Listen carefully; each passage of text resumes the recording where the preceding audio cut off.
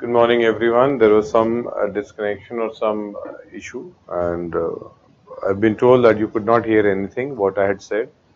So, in the starting, I had actually thanked most of you, or actually all of you, who had wished me to get well soon.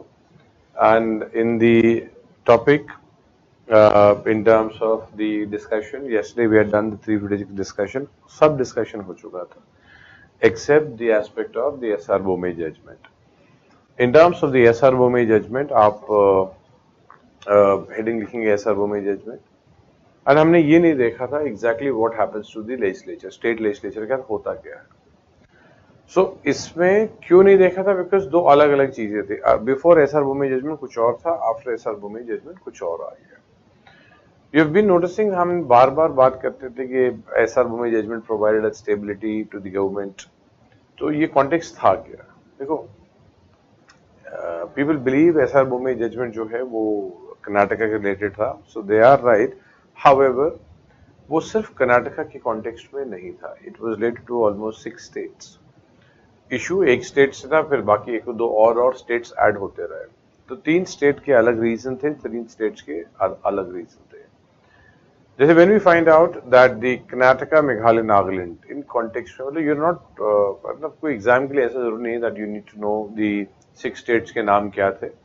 However जैसे कर्नाटका, मेघालय, नागालैंड, इसमें हुआ क्या, overall crux ये है कि government जो थी उसकी मेजोरिटी फ्लोर पे टेस्ट नहीं हुई। फ्लोर पे टेस्ट नहीं हुई जैसे मतलब आपको गवर्नर कॉन्टेक्स्ट में बताया कि हाउस के अंदर मेजोरिटी को टेस्ट करना पड़ेगा।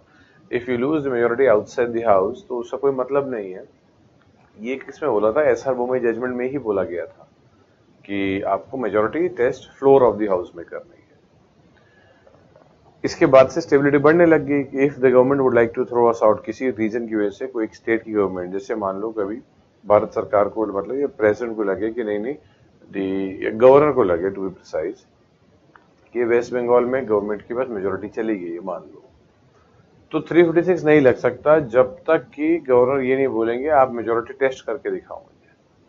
फिर टेस्ट करने के लिए डेट स्पीकर देंगे, फिर उस दिन डिसाइड होगा। मतलब प्रेसिडेंट की, गवर्नर की, मतलब गवर्नर की मर्जी है, वो कभी भी बोल सकते हैं कि मुझे मेजोरिटी टेस्ट करके दिखाओ। वो बात अलग है कि वो बोलेंगे नहीं जब तक दे नो कि प्योर गवर्नमेंट है, कोई दिक्कत ही नहीं है, मेजोरिटी की क्या आपको टेंशन ही नहीं है। बोलेंगे तो सिर्फ ये इनके लिए एम्बैरेसिंग ही होगा कि भाई बोला था, देखो प्रूफ करके दिखा दिया। So they will not go into this. ये जब थिन मेजोरिटी होती है कि लगता है कि नहीं नहीं शायद एक वोट से भी हार सकते हैं, तब पॉसिबिलिटी हो सकती है। तो अगर स्टेट गवर्नमेंट ने प्रूफ कर दिया मेजोरिटी अपनी लेजिस्लेचर पे, उसके बाद सेंटर कुछ नहीं कर सकता है, मतलब 356 से लगेगा ही नहीं उस कॉन्टेक्स्ट पे कि गवर्नमेंट हैज लॉस्ट मेजोरिटी। तो ये 3 स्टेट्स थे, यहाँ पे मेजोरिटी फ्लोर पे टेस्ट ही नहीं हुई थी एंड 356 इम्पोज हो गया था। ठीक है, there are other 3 states also, Himachal है, राजस्थान है, मेघालय, मध्य प्रदेश। ये 3 स्टेट्स में क्या थे, after the Babri Masjid demolition, it was said that these 3 states were not behaving in secular manner.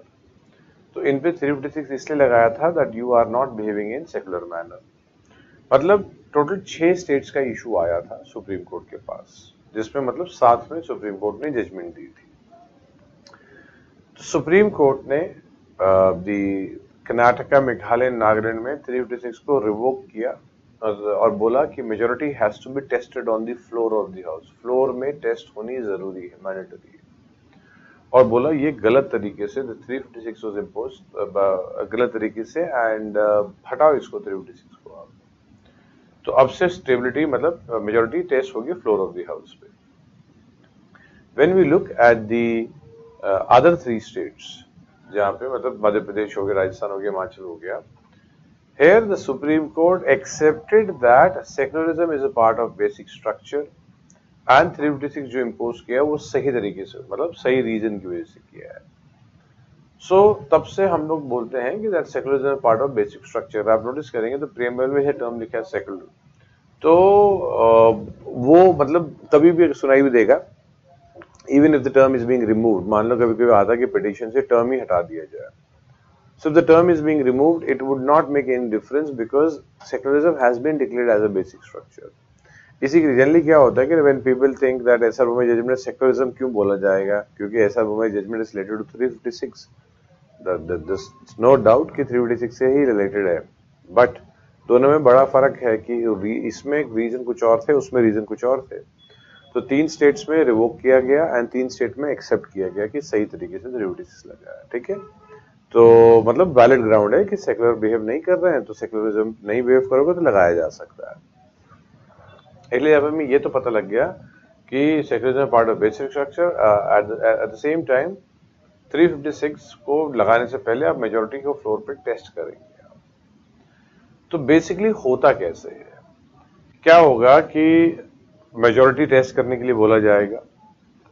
Majority मान लो प्रूव करने से वो, एंड इट्स नॉट ओनली कि ब्रेकडाउन ऑफ कॉन्स्टिट्यूशनल मशीनरी जो है वो सिर्फ मेजोरिटी के कॉन्टेक्स्ट में भी है, वो सेकुलर बिहेवियर नहीं कर रहे होंगे, वो भी तो 356 इंपोज हो ही सकता है, हमने देखा है। तो पहले क्या होता है कि अगर मेजोरिटी के कॉन्टेक्स्ट में है, हम लोग जा कहाँ रहे हैं, we are trying to understand exactly what happens to the state legislature. तो पहले स्टेट लेजिस्लेचर को आप बोलोगे, मतलब स्टेट एग्जीक्यूटिव को बोलोगे मेजोरिटी प्रूफ करे आप।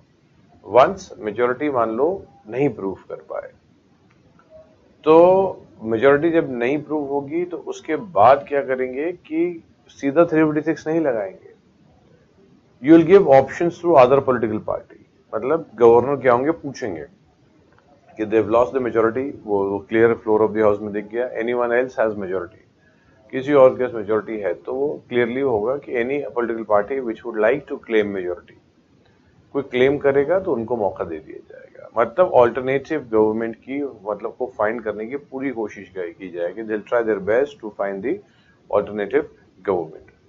However after lot of attempts, lot of try, even अगर नहीं हो पाता है, ऐसा भी हो सकता है नोबडी कम्स फॉरवर्ड, कि कोई नहीं बोलेगा कि मतलब है ही नहीं, नोबडी सेज, तो मतलब he is actually tried, the governor has tried, then उसके बाद 356 को इंपोज करने के लिए बोला जा सकता है। अब बात आती है कि क्या what happens to the state legislature. पहले क्या होता था कि 356 लगाते ही स्टेट लेजिस्लेचर को हटा दिया जाता था, मतलब एग्जीक्यूटिव डिसॉल्व हो गया, ये भी एंड लेजिस्लेचर को भी लेजिस्लेचर हटाना मतलब डिसॉल्व कर दिया जाता था। तो जब हाउस ही डिसॉल्व है तो एग्जीक्यूटिव का तो कोई सेंस ही नहीं बनता है ही नहीं, पहला ऐसे होता था। सुप्रीम कोर्ट ने बोला एसआर बोमई जजमेंट में कि no action would be taken जो कि इररिट्रीवेबल हो जब तक पार्लियामेंट अप्रूव नहीं करेगी। तो ऐसा भी तो हो सकता है कि प्रेसिडेंट साहब ने 356 लगाया एंड बाद में वो 2 महीने में अप्रूवल भी तो चाहिए सिंपल मेजोरिटी से। हो सकता है जब पार्लियामेंट में वो बिल मतलब वो रेजोल्यूशन को या उस कॉन्टेक्स्ट में जब अप्रूवल ऑफ दी 356 के कॉन्टेक्स्ट में जब जा रहा हो, डिस्कशन जब इशू हो रहा हो, तो वो पास ही ना हो पाए। तो अगर आपने असेंबली को डिसॉल्व कर दिया और यहाँ पे लोकसभा से पास ही नहीं हुआ, फिर क्या मतलब है, राज्यसभा से पास नहीं हुआ। तो सुप्रीम कोर्ट ने बोला कि जब तक पार्लियामेंट इसको पास नहीं करेगी, मतलब दोनों हाउसेस से पास नहीं होगा, तब तक कोई ऐसा एक्शन नहीं लिया जाएगा जो कि इररिट्रीवेबल हो। इसका मतलब असेंबली सस्पेंड नहीं, असेंबली डिसॉल्व नहीं होगी, सिर्फ सस्पेंड होती है। सस्पेंशन में हो गया कि आप हो बट आप एक्टिव नहीं हो, मतलब असेंबली कुछ काम नहीं करेगी, एग्जीक्यूटिव कुछ काम नहीं करेगी, वो अपना घर पे आराम से चुपचाप बैठे हुए हैं, they are not doing regular work because वो सस्पेंड हो जाएंगे, मतलब सस्पेंडेड एनिमेशन में रहेंगे। तो क्या 356 लगते ही ऑटोमेटिक डिसोल्यूशन ऑफ हाउस होता है? नो, ठीक है, ऑटोमेटिक डिसोल्यूशन नहीं होगा। डिसोल्यूशन ऑफ द हाउस हर बारी हो सकता है, हो भी ना, ये भी हो सकता है। हो सकता है कि 356 की लगाया भी है और प्रेसिडेंट ने डिसॉल्व नहीं भी किया हुआ, बोला मतलब गवर्नर ने डिसॉल्व तो गवर्नर ही करेंगे, इन द सेंस कि बात अगर हो रही होती है कि डिसॉल्व करना है कि नहीं करना है। अगर 356 में बता रहा हूँ लगाने से पहले, बाद में तो प्रेसिडेंट के पास पूरी पावर आ गई होती है, तो बाद में प्रेसिडेंट ही ऑर्डिनेंस इशू करेंगे, सब करेंगे। However the point is, governor जब भी अगर एक्शन लेते हैं तो गवर्नर ही बेसिकली डिसॉल्व करते हैं ना स्टार्टिंग में, तो बट 356 के टाइम पे पार्लियामेंट ने जब तक अप्रूव नहीं किया है तब तक डिसॉल्व नहीं होगा, ठीक है, सिर्फ सस्पेंड रहेगा। 356 जिस दिन लगा दिया उस दिन तो गवर्नर के पास ही पावर चलेगी, पूरा प्रेसिडेंट साहब के पावर है, तो प्रेसिडेंट जो है वो सारी एग्जीक्यूटिव पावर ले लेते हैं, तो प्रेसिडेंट ही डिसॉल्व करते होंगे। बट वो भी डिसॉल्व नहीं करेंगे। क्यों? क्योंकि सुप्रीम कोर्ट ने एसआर बोमे जज ने बोल दिया है।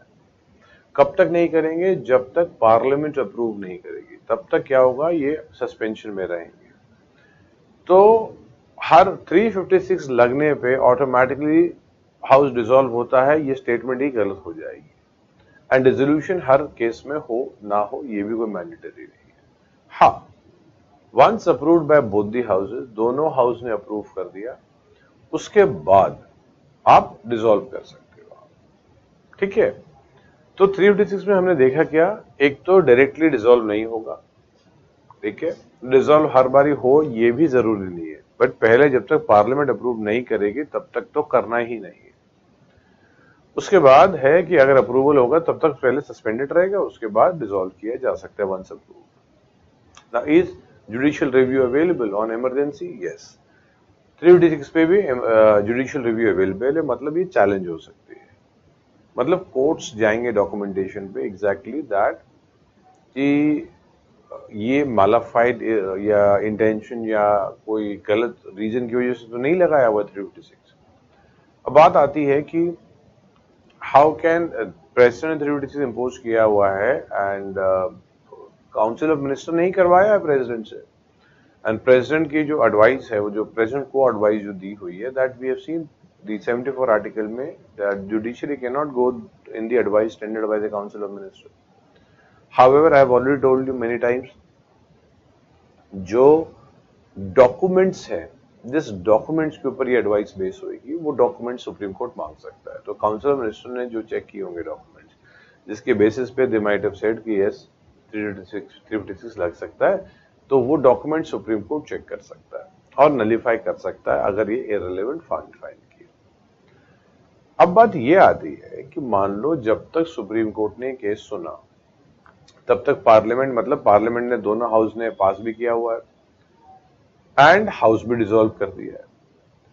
अब अगर सुप्रीम कोर्ट इस डिसीजन को नलीफाई कर देता है, दी सुप्रीम कोर्ट नलीफाइज दी 356 की 356 गलत लगाया हुआ आपने, तो होगा क्या, हाउस डिसॉल्व हो चुका है, एग्जीक्यूटिव भी खत्म हो चुके हैं उस टाइम पे, तो वापस से रिकॉन्स्टिट्यूट होता है कि नहीं होता है? क्योंकि जनरली डिसॉल्व हाउस वापस से रिकॉन्स्टिट्यूट नहीं होता है। हाउएवर सुप्रीम कोर्ट ने अगर 356 को बोला गलत लगाया है, तो फिर से डिसॉल्व हाउस फिर से रिकॉन्स्टिट्यूट हो जाएगा, फिर से।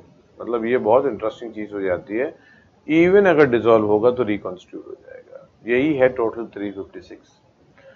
356 में सबसे इंपॉर्टेंट, मतलब नए एसआर बोमे जजमेंट ने बहुत स्टेबिलिटी दी हुई है। आज की डेट में हर सीएम कॉन्फिडेंट है, जिनके पास प्योर गवर्नमेंट है, कि वो फॉल करेंगे कि नहीं करेंगे। कोलिशन में थोड़ा सा फियर ये होता है कि कहीं the coalition partner goes out तो शायद गिर सकते हैं, तो वो कोशिश की जाती है ब्रेक करने की। हाउएवर इस पे भी कोलिशन भी स्ट्रॉन्ग श्योर होती है कि 356 नहीं इंपोज हो सकता हम पे। तो इट्स नॉट प्योर गवर्नमेंट ही नहीं गिरेगी, कोलिशन स्ट्रॉन्ग नहीं गिरती कोलिशन, क्योंकि पता है कि यू कांट हैव इट। तो अगर मान लो राजस्थान की गवर्नमेंट होगी और any other government, when they know that they have the absolute numbers, so governor maximum बोल सकते हैं prove your majority, and they are able to prove it, बस खत्म। एंड नो कॉन्फिडेंस मोशन एक ही बार इंट्रोड्यूस होता है एक सेशन में। ठीक है? तो अगर वो एक सेशन को कंप्लीट एक बार आ गया, तो फिर नहीं हो सकते 5 दिन बाद के चलो फिर से इंट्रोड्यूस करो, फिर 10 दिन बाद चलो फिर से मुझे शो करो। नो, सेशन में एक ही बार आएगा। तो that is SR Bommai judgement. इससे हमें बहुत पीटी की चीजें मिलती हैं कि हर बार 356 लगाने से डिसॉल्व होगा नहीं, 356 लगाते ऑटोमेटिक डिसॉल्व होगा नहीं। सुप्रीम कोर्ट जुडिशियल रिव्यू देख सकते हैं इसमें, यस। तो I hope these things are pretty clear. S R Bommai judgement को लिखिए आप, देखिए एसआर बोमे जजमेंट लिखिए। The question weather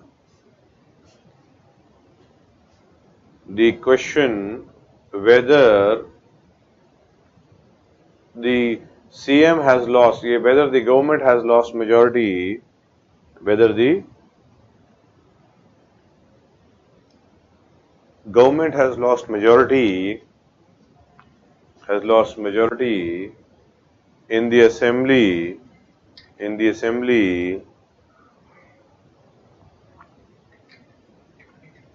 has to be decided on the floor of the house, has to be decided on the floor of the house. Next line, the governor should explore the governor should explore the possibility the governor should explore the possibility of the governor should explore the possibility of installing an alternative ministry possibility of installing an alternative ministry. ये मैंने आपको बताया है that और बाकी लोगों को भी ऑप्शन देंगे वो, ठीक है. Write down. नेक्स्ट लेवल लिखिए, the president's satisfaction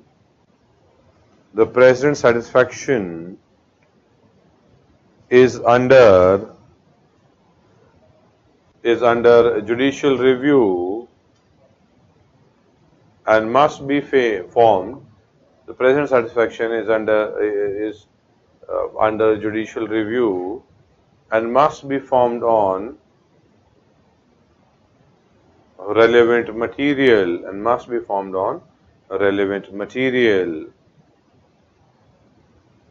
Full stop. Continue.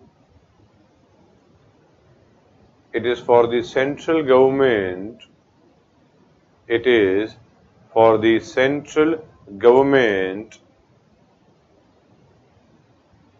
to prove that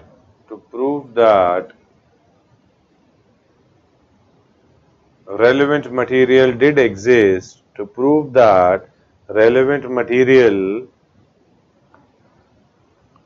did in fact exist. Next line, the dissolution of legislative assembly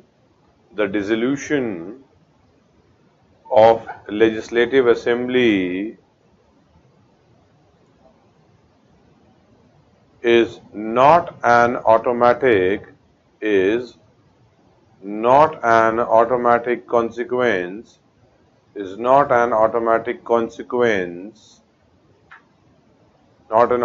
consequence of the issuance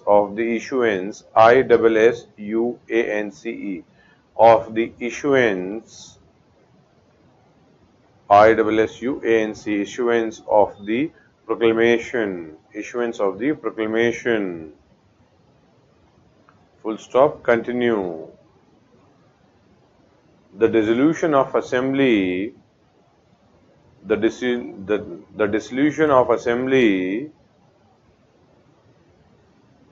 is also not a must को underline कीजिएगा. is also not a must in every case.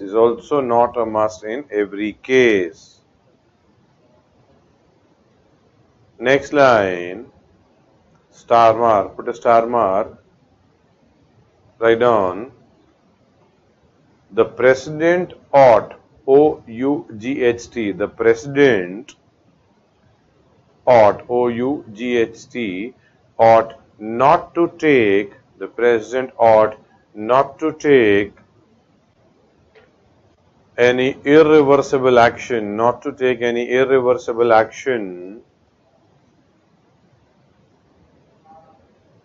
till the proclamation is approved,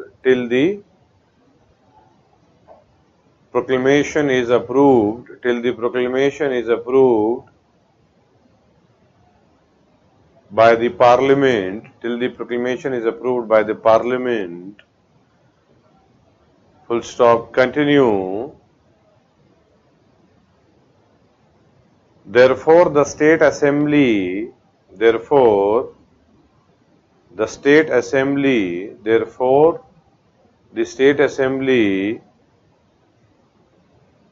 not to be dissolved. Therefore the state assembly not to be dissolved and should be kept and should be kept and should be kept in suspended animation and should be kept in suspended animation. Next line. If the court invalidates the proclamation, if the court invalidates the proclamation,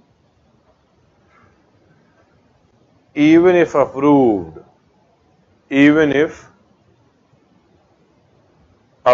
by the parliament,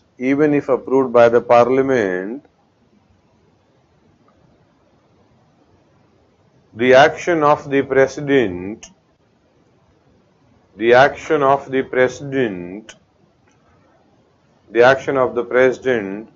becomes invalid. The action of the president becomes invalid. Full stop. Continue. The state government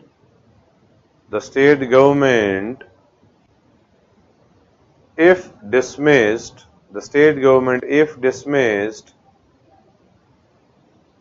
is revived. If dismissed is revived, लिख लो, underline कर लो. If dismissed is revived, and the state assembly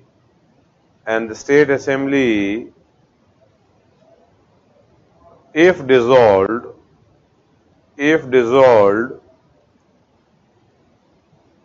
will be restored, and the state assembly if dissolved will be restored. ठीक है? So that is what we have seen, that even अगर assembly को dissolve कर दोगे तो भी revive हो जाएगी.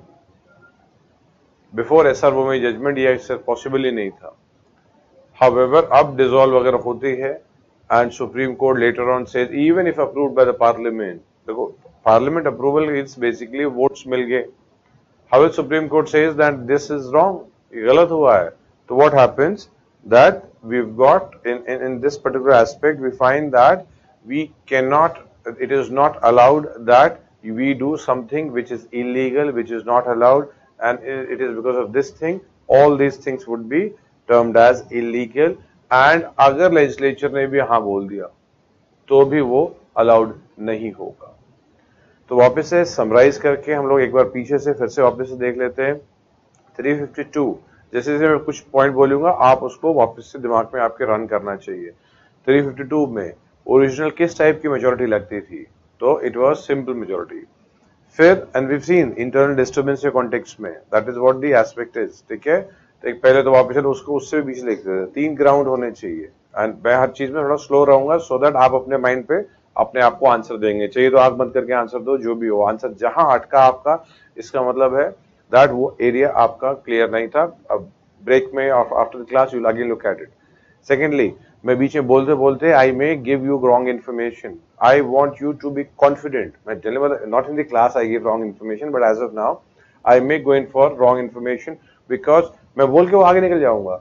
But I want you to be confident कि नहीं, मैंने जो सोचा है यही सही होगा. ठीक है, if you have that kind of confidence, कोई टेंशन नहीं होगी टॉपिक्स में. ठीक है, so there are 3 grounds total जिस पे लग सकता है इमरजेंसी. ठीक है, so we've got the war है, external aggression है, armed rebellion है. ठीक है, however armed rebellion को internal disturbance में चेंज कर दिया गया है. सही है. ठीक है, हो सकता है उल्टा हो, इंटरनल डिस्टर्बेंस को आर्म्ड रिबेलियन में बाद में चेंज कर दिया हो. Right, that is what the reality is. So एक तो ये 3 चीजें हैं. इंटरनल डिस्टर्बेंस को आर्म्ड रिबेलियन मतलब इंटरनल डिस्टर्बेंस हटाई दिया है, आर्म्ड रिबेलियन ही है. वी हैव सीन तीनों टाइम पे अलग अलग कॉन्टेक्स्ट में, मतलब 2 टाइम पे इमरजेंसी लगी हुई थी, that is related to the external aggression and one is internal disturbance. And you know the year 62 to 68, 71 to 77, 75 to 77. सबसे कंट्रोवर्शियल 75 वाली थी. इसी के लिए इसको चेक किया गया. पहले सिंपल मेजोरिटी से लगता था 2 महीने में करना था. ऑल 3 इमरजेंसी सिंपल मेजोरिटी से ही लगती थी. सो सिंपल मेजोरिटी 2 मंथ्स में अप्रूवल था. हाउएवर एक तो बोल दिया अब कैबिनेट बाय राइटिंग करेंगे। ये जो कैबिनेट बाय राइटिंग का ऐड हुआ ये 44th कॉन्स्टिट्यूशनल अमेंडमेंट से ही ऐड हुआ है। इसका मतलब टर्म 40 कैबिनेट जो है ये आया ही 44th कॉन्स्टिट्यूशनल अमेंडमेंट से, उससे पहले टर्म कैबिनेट था ही नहीं कॉन्स्टिट्यूशन पे। टर्म्स तो थे cabinet ministers all this thing for being discuss cabinet, but ये जो कैबिनेट टर्म कॉन्स्टिट्यूशन में है 44th कॉन्स्टिट्यूशन से है। They give the president in writing. फिर क्या होगा, प्रेसिडेंट प्रोक्लेम करें मतलब 352 अनाउंस कर देंगे, जो एक महीने के अंदर you need to have the idea, मतलब एक महीने के अंदर लोकसभा राज्यसभा दोनों को स्पेशल मेजोरिटी से प्रूव करना है। देखिए पहले सिंपल मेजोरिटी में था 2 महीने में। हाँ, अगर लोकसभा डिसॉल्व होगी देन जब भी लोकसभा बैठेगी, जब भी बैठेगी, but it is for sure 6 महीने के अंदर बैठना जरूरी है उसको, बिकॉज 2 सेशन में you can not have more than 6 months गैप। So whenever is going to set you will have that 30 days का टाइम मिलेगा टू द हाउस, ठीक है। That is what we have seen. Emergency पहले एक बार लग गई चलती रहती थी, only the executive had the power to revoke it. अब क्या हो गया है, इमरजेंसी लगी 6 महीने में अप्रूवल चाहिए होगा, ठीक है। अगर लोकसभा चाहती है इट कैन रिवोक इमरजेंसी, हटा सकती है, सिंपल मेजोरिटी से पास करेगी वो। हाँ, लोकसभा अगर मतलब 1/10 ऑफ द मेंबर अगर लिख के दे to the president if the house is not in session and to the speaker if the house is in session, 14 days में चीजें डिस्कस हो जाएगी, ठीक है। बट रिवोकेशन ऑफ इमरजेंसी मतलब approval of emergency, Lok Sabha Rajya Sabha both equal power. Revocation of emergency only Lok Sabha has this power, ये special power of Lok Sabha में चला जाएगा पॉइंट, ठीक है ना। जैसे राज्यसभा की भी है ना स्पेशल पावर्स होती है, कुछ राज्यसभा की स्पेशल पावर है removal of the vice president, only vice president को रिमूवल के लिए राज्यसभा ही निकाल सकते हैं उनको। इंट्रोडक्शन वो तो बात अलग है कि लोकसभा से लगेगा simple majority, however introduction can only happen in Rajya Sabha, so that's the special power of Rajya Sabha. When we talk about Article 249, when we talk about All India Service, ये 3 special power of राज्य सभा है। वैसे ही कुछ special powers of Lok Sabha भी रहती है, ठीक है। Money bill and other areas, that's a later on discussion. However the point is कि लोकसभा के पास रेवोकेशन में भी स्पेशल पावर हो जाती है, बट वो सिंपल मेजोरिटी की होती है, ठीक है। एंड जहां भी मेजोरिटी दिखता है हमेशा ध्यान दीजिएगा किस टाइप की मेजोरिटी हो रही है। वो नॉर्मल रीडिंग में निकल जाता है अच्छा मेजोरिटी, बाद में आता नहीं 2/3 था, स्पेशल मेजोरिटी था ओनली 2/3, देयर वुड बी और there could be a confusion. Then consequences क्या होंगे, स्टेट लेजिस्लेचर नहीं डिसॉल्व होगा, state legislature would continue to actually have this power, that is the power to make law. इस पे extra power parliament के पास आ जाती है। State legislature is not having any less power, वो कंटिन्यू करेंगे, they can make any rule regulation law जो बना सकते हैं, they can make under their own domain. However, Parliament gets additional power. जब भी Parliament के additional power आएगी और वो कोई लॉ पास करेंगे, स्टेट ने भी पास कर लिया है तो सेंट्रल लॉ प्रिवेल हो जाएगा, ठीक है। ये तो बहुत मेजर मतलब अगर देखा जाए तो उस टाइम पे भी सेंटर भी सुप्रीम हो गया है, फिर से स्टेट लॉ पे भी अगर देखा जाए 356 की इम्पोजिशन पे सेंटर और मतलब यूनियन लॉ पे तो वो खुद ही बना सकता है, स्टेट बना ही सकता।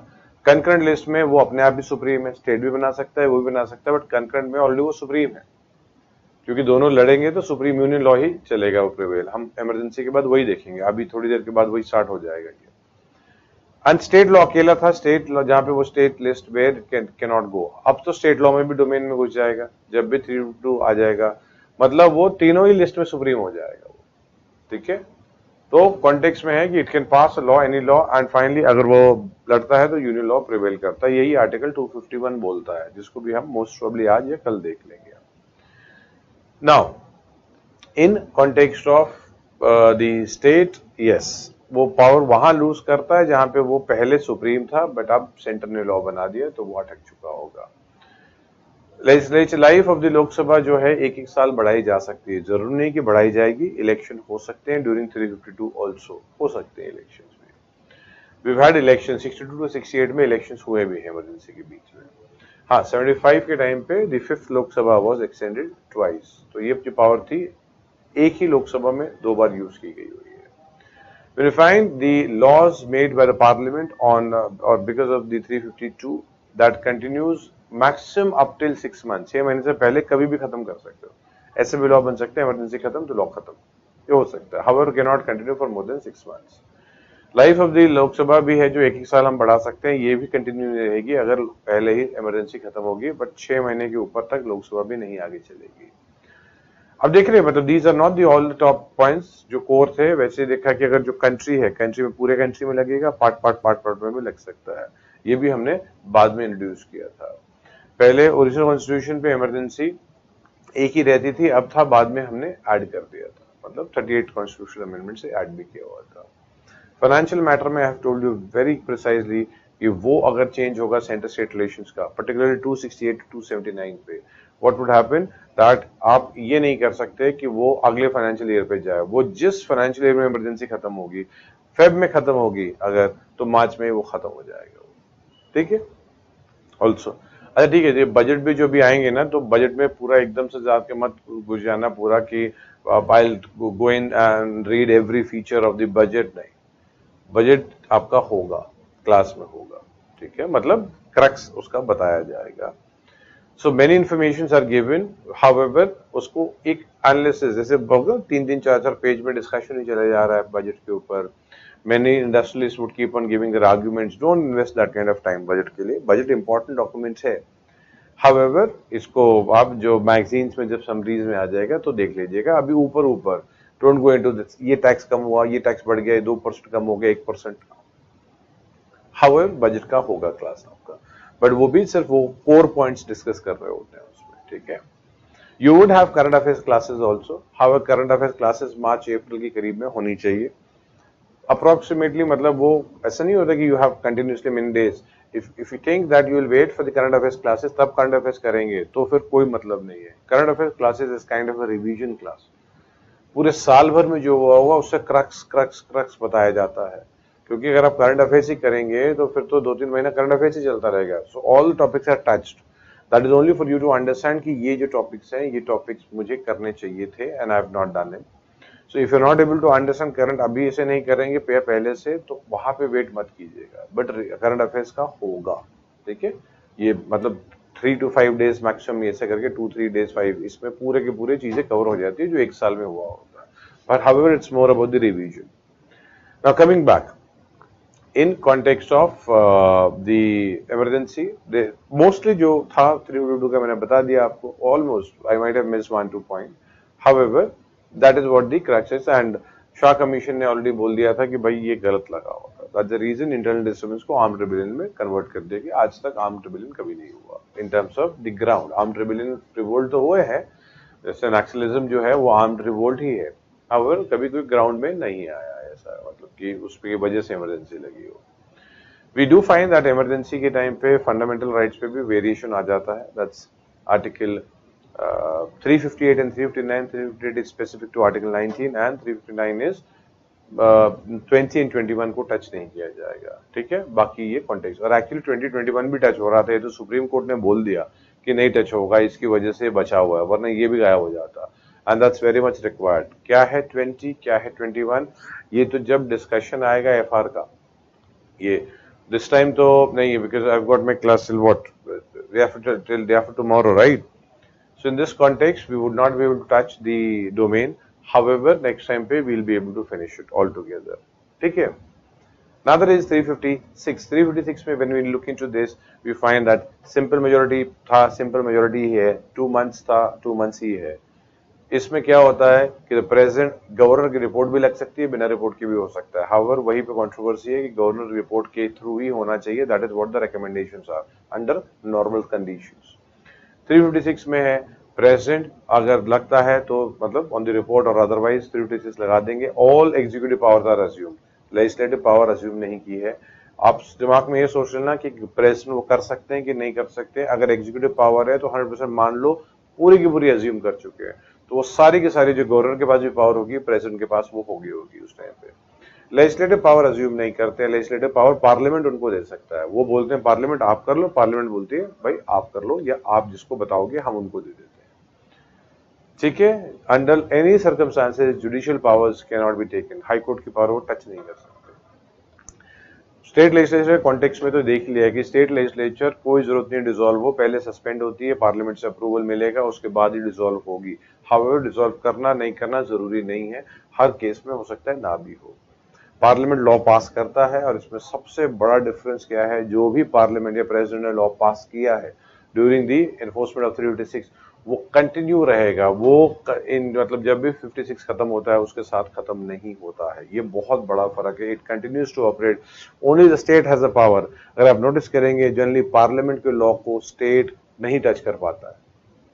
पार्लियामेंट जो है वो कंट्री कॉन्टेक्स्ट में लॉ बनाया, स्टेट उसको टच नहीं कर पाएगा, बट इस कॉन्टेक्स्ट में स्टेट लेजिस्लेचर ये लॉ जो मेड बाय द पार्लियामेंट होगा अंडर द पावर ऑफ 356 उसको चेंज और अमेंड और डिलीट सब कुछ कर सकता है उसको। देखिए बड़ा ये यूनिक कॉन्सेप्ट होता है। ये जनरली होता नहीं कि पार्लियामेंट लॉ बनाया स्टेट ने उसको ओवररूल कर दिया, बट ये नया लेजिस्लेचर करेगा ये। However this is also provided by the constitution. ठीक है, तो कोर है और एसआर वो में जजमेंट हम देख चुके हैं। I hope that is understood. Let me see, आप लोगों की क्वेरीज भी देखता हूं मैं। ठीक है, वी गॉट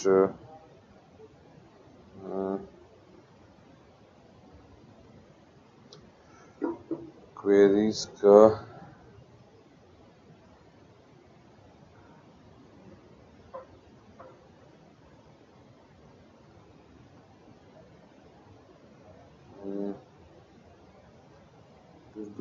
चलो कोई कोई कोई है ही नहीं अभी, राइट। चलो बढ़िया हो गया ये। ठीक है, now we've got in context of 356 पे देख लिया, 352 पे देख लिया। देखो 360 पे के तो कोई हेडेक ज्यादा लेना ही नहीं है। 360 आज तक कभी लगा ही नहीं है, तो उसमें कोई चेंजेस ही नहीं हुए हैं। 360 ब्यूटीफुली टेक्स्ट में दिया हुआ है, तो टेक्स्ट 360 को लिखने की भी हमें जरूरत नहीं है। आपको सिर्फ मैं कोर समझा देता हूं कि कोर क्या क्या है, तो कोर से आपको समझ में आ जाएगा। पहले चेक कीजिएगा क्या ये सिंपल मेजोरिटी से होता है कि स्पेशल मेजोरिटी से। अब आप खुद लॉजिक लगाओ कि सिंपल से होगा कि स्पेशल से होगा। ठीक है, तो अगर फाइनेंशियल इमरजेंसी के बोलो that is 360, we are not writing anything, no need to write in the copy also. हाँ, आपको ये देखना है कि कोर ये कोर में चेक करना, that you can do. However कोई मतलब नहीं होता कि इसको जाके सेम चीज जो बुक में बहुत अच्छी तरीके से दिया हुआ है। तो आपको by the time you we do 352 and 356 360 के लिए हमें कोर कहाँ ढूंढना होता है अंडरस्टैंडिंग आ जाती है। 360 कभी नहीं लगाता, फाइनेंशियल इमरजेंसी कभी नहीं लगी हुई। तो कोर देखना है पहले तो क्या सिंपल मेजोरिटी की स्पेशल मेजोरिटी। ये सिंपल सा ये लॉजिक आएगा, अगर 52 सिंपल था ओरिजिनली, 56 सिंपल है, तो 60 जिसको कभी लगाया नहीं है उसको क्यों स्पेशल चेंज करेंगे, कोई ऐसा कुछ आया ही नहीं है, तो 360 सिंपल मेजोरिटी होगी। 352 पहले 2 मंथ्स था, इशू आया 1 मंथ किया। 356 2 मंथ्स था, 2 मंथ्स ही है। 360 कभी नहीं लगाया तो 2 मंथ्स ही होगा ये। ठीक है, 352 पे लॉ एक बार चल गया बस, मतलब एक बार लगा, कंटिन्यूसली रहता था, बाद में इशू आया तो उसको 6 महीना में हो गया हर बार अप्रूवल। 360 कभी नहीं लगा था, उसमें कोई चेंज नहीं किया, एक बार लगा वो इनडेफिनेटली चलता रहेगा। मतलब सेम जो 52 में ओरिजिनली था, only the executive has the power to revoke. 360 legislature के पास पावर ही नहीं है कुछ, ये बड़ा डिफरेंस आता है। एक बार लगा चलता ही जाएगा। 360 हमने यूएस का कॉन्टेक्स्ट को देखा था कि एक्चुअली ग्रेट डिप्रेशन आया था यूएस में। The United State government wanted to uplift these government, मतलब दीज गवर्नमेंट मतलब द इंडस्ट्रीज को जो थे, they had pass the industrial recovery act also, मतलब रिकवर करना चाहते थे। सुप्रीम कोर्ट ने नलिफाई किया, बोला कि नहीं, संविधान अलाउ ही नहीं करता, यू कांट डू इट। मतलब it's not that every time कि कोई सुप्रीम कोर्ट नलिफाई करता है तो intention of the government is bad. भाई लेजिस्लेचर का काम बहुत अच्छा था, वो चाहते थे रिकवर करना, सुप्रीम कोर्ट ने मना कर दिया, no you can not do it. So Indian constituent assembly also knew कि भाई ऐसा हो सकता है कि कल को ऐसा कोई प्रोविजन ऐड हो जाए जो कि supreme, and we may also face the same financial crisis in near future और कभी जिंदगी में फ्यूचर में। So let's introduce this concept. So India ने ये concept लिया हुआ है with their experience of or with the experience of the problems faced by United States. इस information को भी आप अपने पास use कर सकते हैं जब कभी क्वेश्चन आएगा Indian Constitution is a borrowed bag, तो आप use करेंगे इस information को बताने के लिए कि it is wise to learn from the others mistake. तो अगर किसी का ऑलरेडी संविधान बना हुआ है एंड वो पहले कुछ था बाद में अमेंड किया गया, and why it was amended, what was the background, if we already see the other things, then we would know कि क्या क्या चीजें हैं। Original does not means that it cannot look into the others, we can look into the mistakes। ऐसे करके आप put करेंगे, बहुत अच्छा आंसर लगेगा आपका। ठीक है, तो कोई दिक्कत नहीं है बाकी का देखने में भी, पढ़ लिया कोई दिक्कत नहीं है, we have not copied anything, कोई कॉपी पेस्ट नहीं, everything has been filtered through the cultural lens. Likewise financial emergency हमने यूएस को देख, उसके एक्सपीरियंस को देख के हमने इंड्यूस किया है, आज तक नहीं लगा हुआ है। यही अकेली ऐसी कंडीशन है व्हेन सुप्रीम कोर्ट और हाई कोर्ट के जजेस की सैलरी भी कम की जा सकती है, ठीक है, अदर देन दैट कभी कम नहीं हो सकती है। That is what the core is, ठीक है। So in England there is an alternative government. Why not in India? Because Indian constitution is not a borrowed bag. ठीक है, कोई borrowed bag इंडियन का नहीं है, वहां के संविधान में होता है वहां का तो हाउस ऑफ लॉर्ड्स भी है, वहां का हाउस ऑफ लॉर्ड अलग ही दुनिया का है Lord. When we'll do the parliament we'll see how different it is than India. So we have not copy pasted. कई फीचर यूएस से देखे हमें जो अच्छे लगे हैं, कई फीचर हमें इंग्लैंड से देखे, हाँ ज्यादा मॉडल्ड है हमारा इंग्लैंड की तरफ हम मान सकते हैं। देखो ऑपोजिशन गवर्नमेंट जो है उसको अल्टरनेटिव गवर्नमेंट ही माना जाता है वैसे, बट ये भी बोलने की ही बात होती है कि अगर जो मेजोरिटी है उसको, जो मेजोरिटी ऑपोजिशन है, only that political party has the majority, has the potential to form the government. जो भी मेजर पॉलिटिकल पार्टी ऑपोजिशन में होगी वो मेजोरिटी या वो ऑपोजिशन पार्टी क्यों बोलेंगे? Because it would have the biggest number, उसके पास बिगेस्ट नंबर होगा। जो generally second biggest political party होती है वो ऑपोजिशन में हो जाएगी। बिगेस्ट पॉलिटिकल पार्टी तो सरकार बना लेगी, बट ये कोई फिक्स नहीं है, ऐसा भी हो सकता है। देखो डोंट थिंक कि बिगेस्ट पॉलिटिकल पार्टी ही बनाएगी। आप सोचो 80 है, 50 है, 40 है, और मान लो, ठीक है, तो and 100 is what the majority is required, ये नंबर चाहिए मेजोरिटी के लिए। No one has the majority, तो बिगेस्ट पॉलिटिकल पार्टी तो ये होगी। बट ये हो सकता है ना कि ये लोग कोलिशन, एक अलायंस बना के ये बना ले, 100 प्लस हो जाएगा, 90 110 हो गया, तब भी तो बिगेस्ट पॉलिटिकल पार्टी यही है। So there could be a possibility that the biggest political party is not even in power. ऐसे हुए हैं, जो सबसे बड़ी पॉलिटिकल पार्टी थी वो ऑपोजिशन में थी। बट आप कुछ भी कर लो, the opposition party would have a big number, मतलब सेकंड बिगेस्ट नंबर अगर सरकार मेजोरिटी ने बनाई है। अगर मान लो इसको, अगर हम नंबर, अगर आप कुछ सोचो, देखो इसको अगर आप सोचो ऐसा करके, इसमें मानते हैं कि मान लो इसमें इनके पास 100 नंबर होंगे, 100 होंगे, ठीक है, तो ये तो पक्का सरकार यही बनाएंगे। एंड ऑपोजिशन क्या होगा? Second biggest political party. ये अपने आप ही ऑपोजिशन लीडर हो जाएंगे ये, because this is the second biggest political party. हाँ, जो भी, तो अगर ये बन गए आपस में कोलिशन बना ली, तो ये अपने आप ऑपोजिशन हो गए। यहाँ पे तो 100 होगा नहीं इसके पास, इसका नंबर कम होगा, क्योंकि कैलकुलेशन पूरा चेंज हो जाएगा, वरना बिकॉज 200 के ऊपर ही नंबर पहुंच जाएगा। That is only to show you some calculation. However, तो ये नॉर्मल होता है कि biggest political party forms the government. However, pure majority अगर बन रही हो, अगर प्योर नहीं है तो पॉसिबिलिटी होती है कि बिगेस्ट पॉलिटिकल पार्टी, देखो जनरली एग्जांपल है, मान लो आपको 250 बनाने हो, तो किसी पॉलिटिकल पार्टी के पास 230 है, तो मोस्ट प्रोबेबली इसके पास ज्यादा चांसेस हैं कि और कहीं से 21 लोग लेके आ जाए तो सरकार बना लेंगे, ठीक है। जिसके पास 30 हो, 40 हो, 70 हो, इनके पास चांसेस बहुत डिफिकल्ट है। और ऐसी पार्टी ने अगर सरकार बनाई, वो बहुत डिफिकल्ट है सर्वाइव करना। ये अपनी तरफ खींचेगा, बोलेगा डिफेंस मिनिस्टर मुझे बनाओ, ये बोलेगा फाइनेंस मिनिस्टर मुझे बनाओ, ये बोलेगा मैं होम मिनिस्टर रहूंगा वरना छोड़ दूंगा पार्टी। सबको पता है कि कोई भी आउट हो गया अगर, तो सरकार गिर जाएगी। तो बहुत डिफिकल्ट होता है ये सरकार को चलाना। एक एक लोग पूरा चेंज कर जाते हैं, मतलब एक आदमी, क्योंकि एक आप थिन मेजोरिटी से, एक आदमी अगर बोल देगा मैं जा रहा हूं, सरकार गिर जाएगी, पूरी सरकार, तो उस आदमी को अलग ही पावर मिल जाती है। तो but the point is that we do have, जो ऑपोजिशन जो होता है उसके पास ही बिगेस्ट पावर होती है, मतलब सेकंड बिगेस्ट, दैट इज वो पॉसिबल कि वो सरकार बना सके। दैट कैन ओनली, और that person only has the, और that party has the power. अगर ये नहीं तो वो सही है। That is what is alternative government, ठीक है। Now sir, the 3 emergencies can be put together in the country. बेटा देखो, पहले तो ये देखना है कि एग्जैक्टली होता क्या है इमरजेंसी में। 352 लगा हुआ है तो ऑलमोस्ट सारी पावर तो 56 वाली तो है ही है आपके पास। मतलब you can make law on the state subject, बना ही सकते हो। 56 में एक्स्ट्रा मिल क्या गया आपको? 56 में you are not, basically you may dissolve the government, मतलब dismiss the government and dissolve the house. 56 में आप ये कर सकते हो, 52 पे you are not dissolving and suspending. However 52 पे कंट्रोल तो आपके ही आगे, एब्सोल्यूट कंट्री यूनिटरी बन चुका है 52 पे।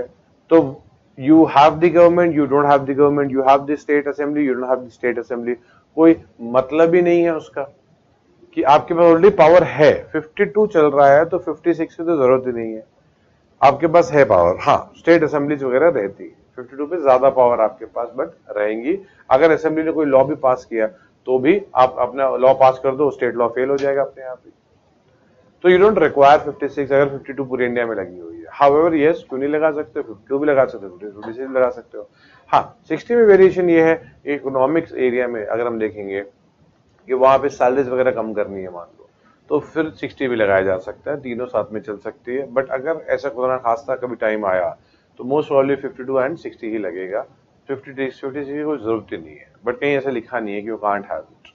पॉसिबिलिटी ऐसा हो सकता है ना कि भाई ऐसा हो सकता है पार्ट में लगा लिया, मे बी वेस्ट बंगाल में लगा दिया 352, पार्ट में तो लगा ही सकते हैं। नागालैंड में लग गया कि भाई वो क्या कहते हैं 356, 60 हमने पूरे कॉन्टेक्स्ट के हिसाब से ही लगाया हुआ है। एंड क्लास के बाद ये चेक करेंगे कि 360 सिर्फ एक रीजन पे लगेगा, लॉजिकली तो आएगा कि नहीं लगेगा, हो सकता है यही हो, बट इसको भी आप देखेंगे। ठीक है, now what else sir, what will happen to opposition if it gets less than 10% of the seat? बेटा देखो क्या होता है कि जो करंट कॉन्टेक्स्ट है 10% सीट से, इसे इंडिया में अगर अभी ऑपोजिशन देखेंगे तो ऑपोजिशन लीडर है ही नहीं कोई। लॉजिकली तो 10% सीट मतलब आप मान के चलो 500 अगर नंबर है तो 50 तो आपके पास एमपी होने चाहिए। 543 है तो you should have 54-55 MP you should have, which the Congress is not having in the last 2 terms से, ये नहीं हो पा रहा है। तो we don't have leader opposition, है ही नहीं हमारे पास leader opposition। There are many laws जो कि बात करते हैं कि if we don't have the leader of opposition, then the political party having the biggest number of the opposition, जैसे आप समझो 500 लोकसभा की स्ट्रेंथ है तो 10% तो आपके पास होना ही चाहिए to be called as leader of opposition. It means you need to have 50. आप एक एग्जाम्पल देखेंगे तो कांग्रेस हैज 40, तो वो लीडर ऑफ अपोजिशन नहीं, ये रैंडम नंबर है सारे, तो it's less than this. Even if they have 49 तो दे कैन नॉट 10% नहीं सीट से, तो they are not called as leader of opposition. That's the reason India में लीडर ऑफ अपोजिशन 8-9 साल से है ही नहीं। वैसे ये बात गलत है, इसको चेंज कर देना चाहिए, क्योंकि बहुत सारे लॉज में ये लिखा है कि अगर 10% नहीं है तो जो भी बिगेस्ट पॉलिटिकल पार्टी होगी जो गवर्नमेंट को छोड़ के उसको मिल जाएगा, तो मोस्ट प्रॉब्ली इवन 40 वाले को मिल जाता। Why am I saying it should be changed? Because leader opposition has very important responsibility in the house, उनका स्टेटस, और उससे गवर्नमेंट परेशान रहेगी कि लीडर ऑपोजिशन स्टेटस मिल गया, क्योंकि अगर जो अपोजिशन मिल गया, अगर अपोजिशन को स्टेटस मिल गया तो डेप्यूटी स्पीकर अपोजिशन ग्रुप से आता है। ठीक है, वी डोंट हैव अपोजिशन, है ही नहीं हमारे पास अपोजिशन, मतलब तो डिप्यूटी स्पीकर ही नहीं है हमारे पास। 800 दिन से 700 दिन से आप समझो, मतलब 800-700, हाँ मतलब we been hundreds of days, आप समझो इतने सालों से हमारे पास डेप्यूटी स्पीकर नहीं है। क्यों? सरकार आर्ग्यूमेंट लेती है कि there is no opposition, opposition leader नहीं है, 10% किसी का नहीं है, तो हम डेप्यूटी स्पीकर कहां से लेके आए? कितनी गलत बात है। सरकार है change so many things touching the constitutional aspect, ये बहुत इंपॉर्टेंट जरूरी है। सरकार जानबूझ के इस प्रोविजन को नहीं टच कर रही है, because this again gives them power. अगर चेंज कर दिया तो जिस दिन स्पीकर साहब बीमार हुए, deputy speaker sits, deputy speaker कहां से होगा? ऑपोजिशन। वो उस दिन सरकार जितने लोगों को वॉइस देनी है सरकार के अगेंस्ट, उन सबको बोलेगा आप भी बोलो, आप भी बोलो, आप भी बोलो, एंड गवर्नमेंट नहीं चाहती है। So this is also a learning phase in the sense if 24 में गवर्नमेंट चेंज होगी, lot of constitutional amendments, बहुत सारी चीजें होंगी which would be rectified, जो कि हमने देखा है कि ये possibility of issues create हो सकते हैं।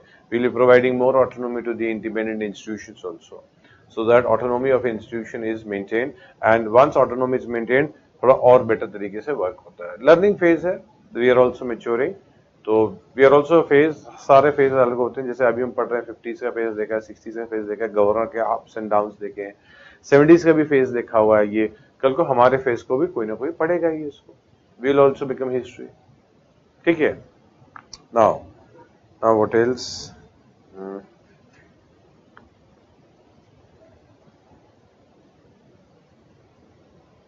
ठीक है।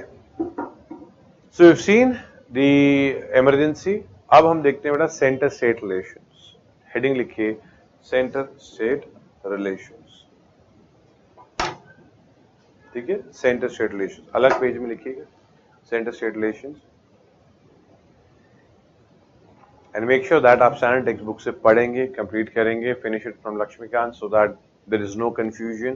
फर्स्ट रीडिंग में अंडरलाइन मत कीजिएगा, बार बार पढ़ने की जरूरत है। अभी इन टेलिंग यू कोर हम लोग क्रक्स देखते हैं, बट उसके बाद भी बहुत सारी चीजें होती हैं जो फैक्चुअल में होंगी, जो आपको ध्यान देनी पड़ती होगी चीजें। ठीक है, दीजिएगा, सिर्फ क्लास नोट से कंप्लीट नहीं हो सकता है। You will have to adopt class notes, text and current affairs before you come to the class. पहले पक्का पढ़ के आइएगा, not only for polity but also for other subjects also, it will help you out।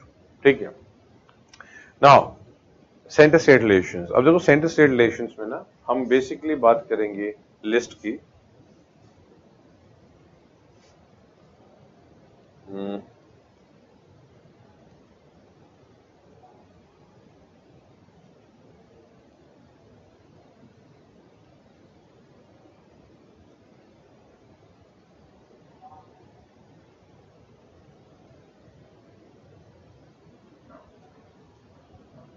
ठीक है, however we are starting from article 245।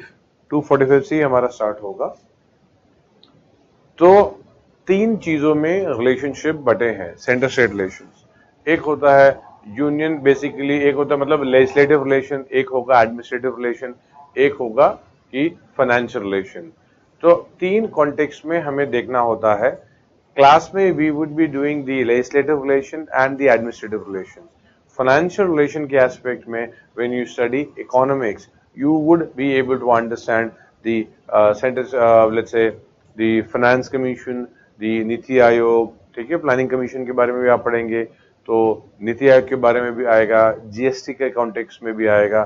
Through that you will be able to understand the financial relations. Financial relations इस class polity में नहीं होता है, that would be need that would be seen through the economic aspect side and particularly from the side that is GST council देख लिया जाएगा। Operational part देखेंगे आप, financial finance commission which reports the powers and also the NITI Aayog.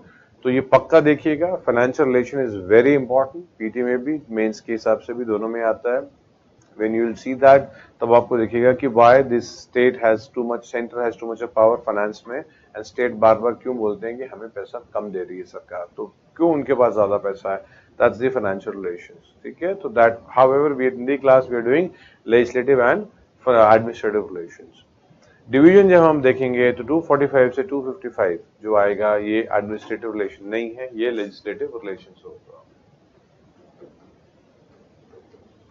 ठीक है, and जब हम 256 to 263 देखेंगे, ये बेसिकली एडमिनिस्ट्रेटिव रिलेशंस की तरफ जा रहा होगा।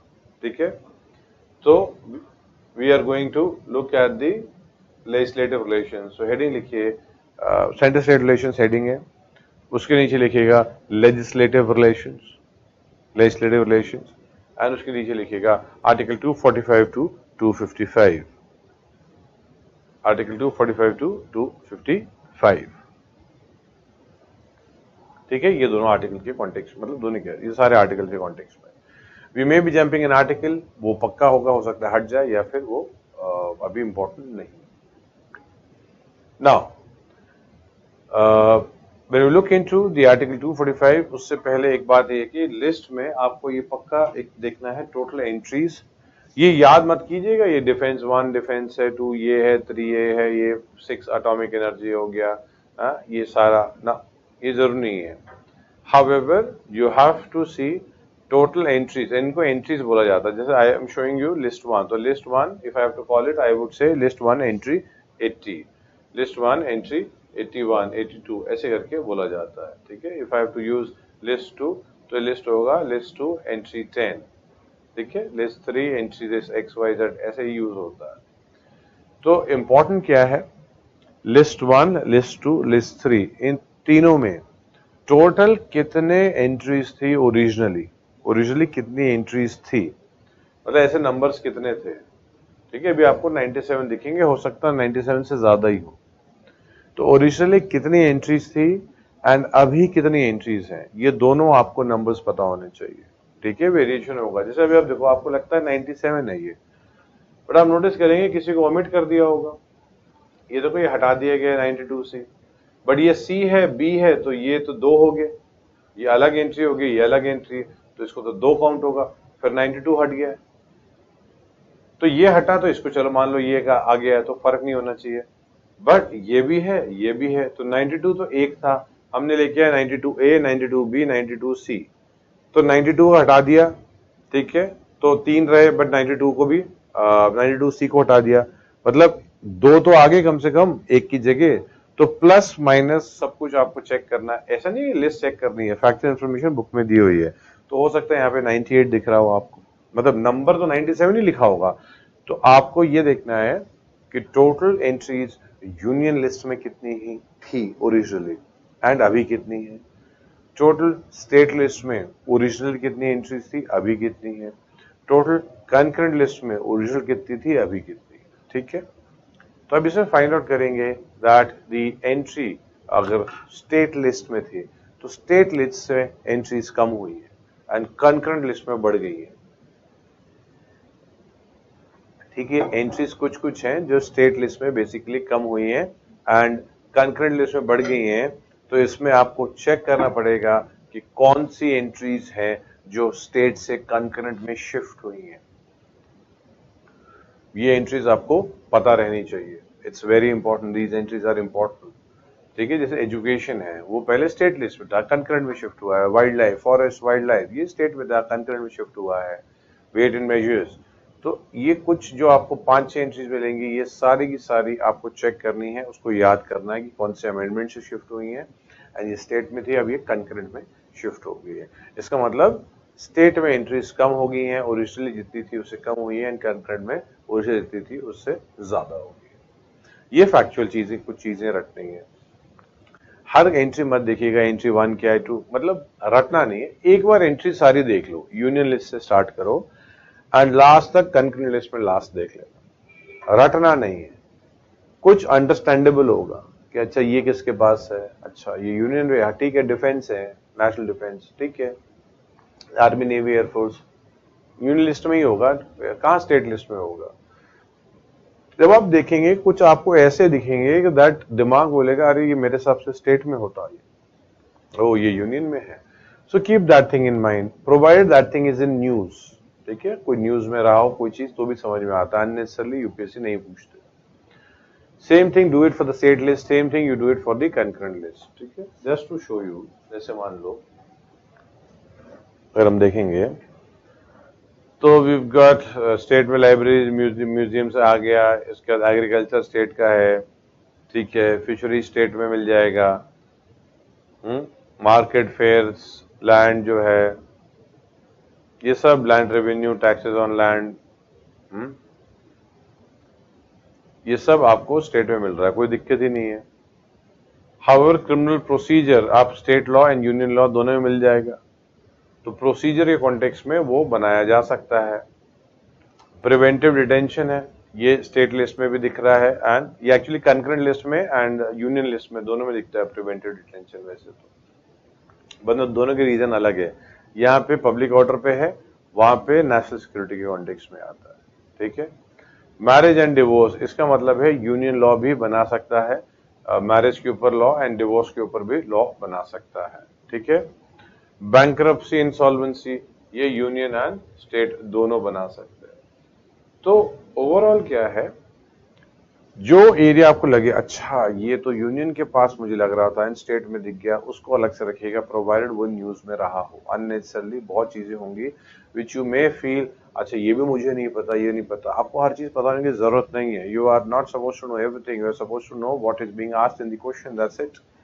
सवाल जितना लिमिटेड चीजों में रखना है, डाइवर्ट नहीं होना है बेटा, कभी नॉलेज के पीछे हम नहीं भाग रहे हैं, हमें एग्जाम पास करना है, we have to pass the exam. ठीक है, I have always been saying that the person who passes in the first attempt has the least information but the right information, and the person who does not pass in even the last attempt has the maximum information but not relevant exactly for that year for the exam।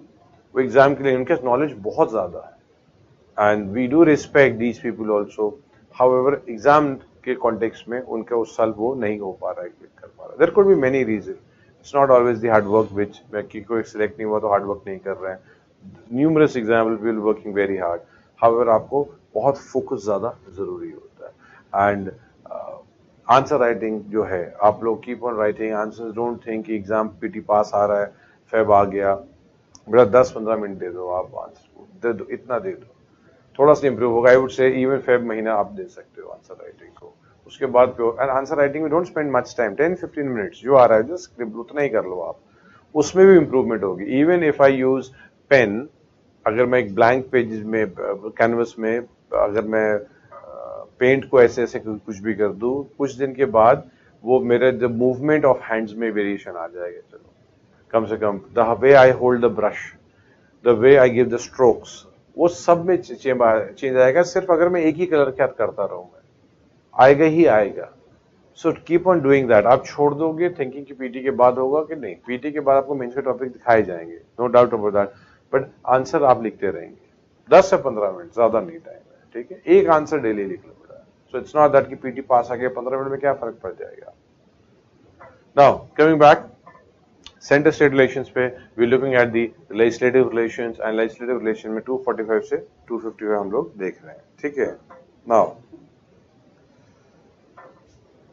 Sir agriculture is in state list, yes, how central plot the farms, बेटा ये भी हम देखेंगे कि logically तो नहीं होना चाहिए था ऐसा।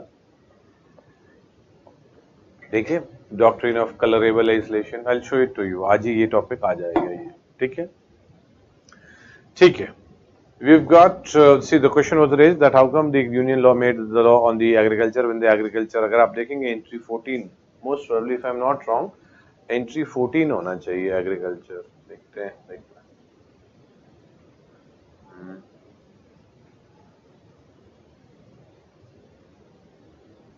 हाँ देखो एंट्री 14 स्टेट लिस्ट एग्रीकल्चर।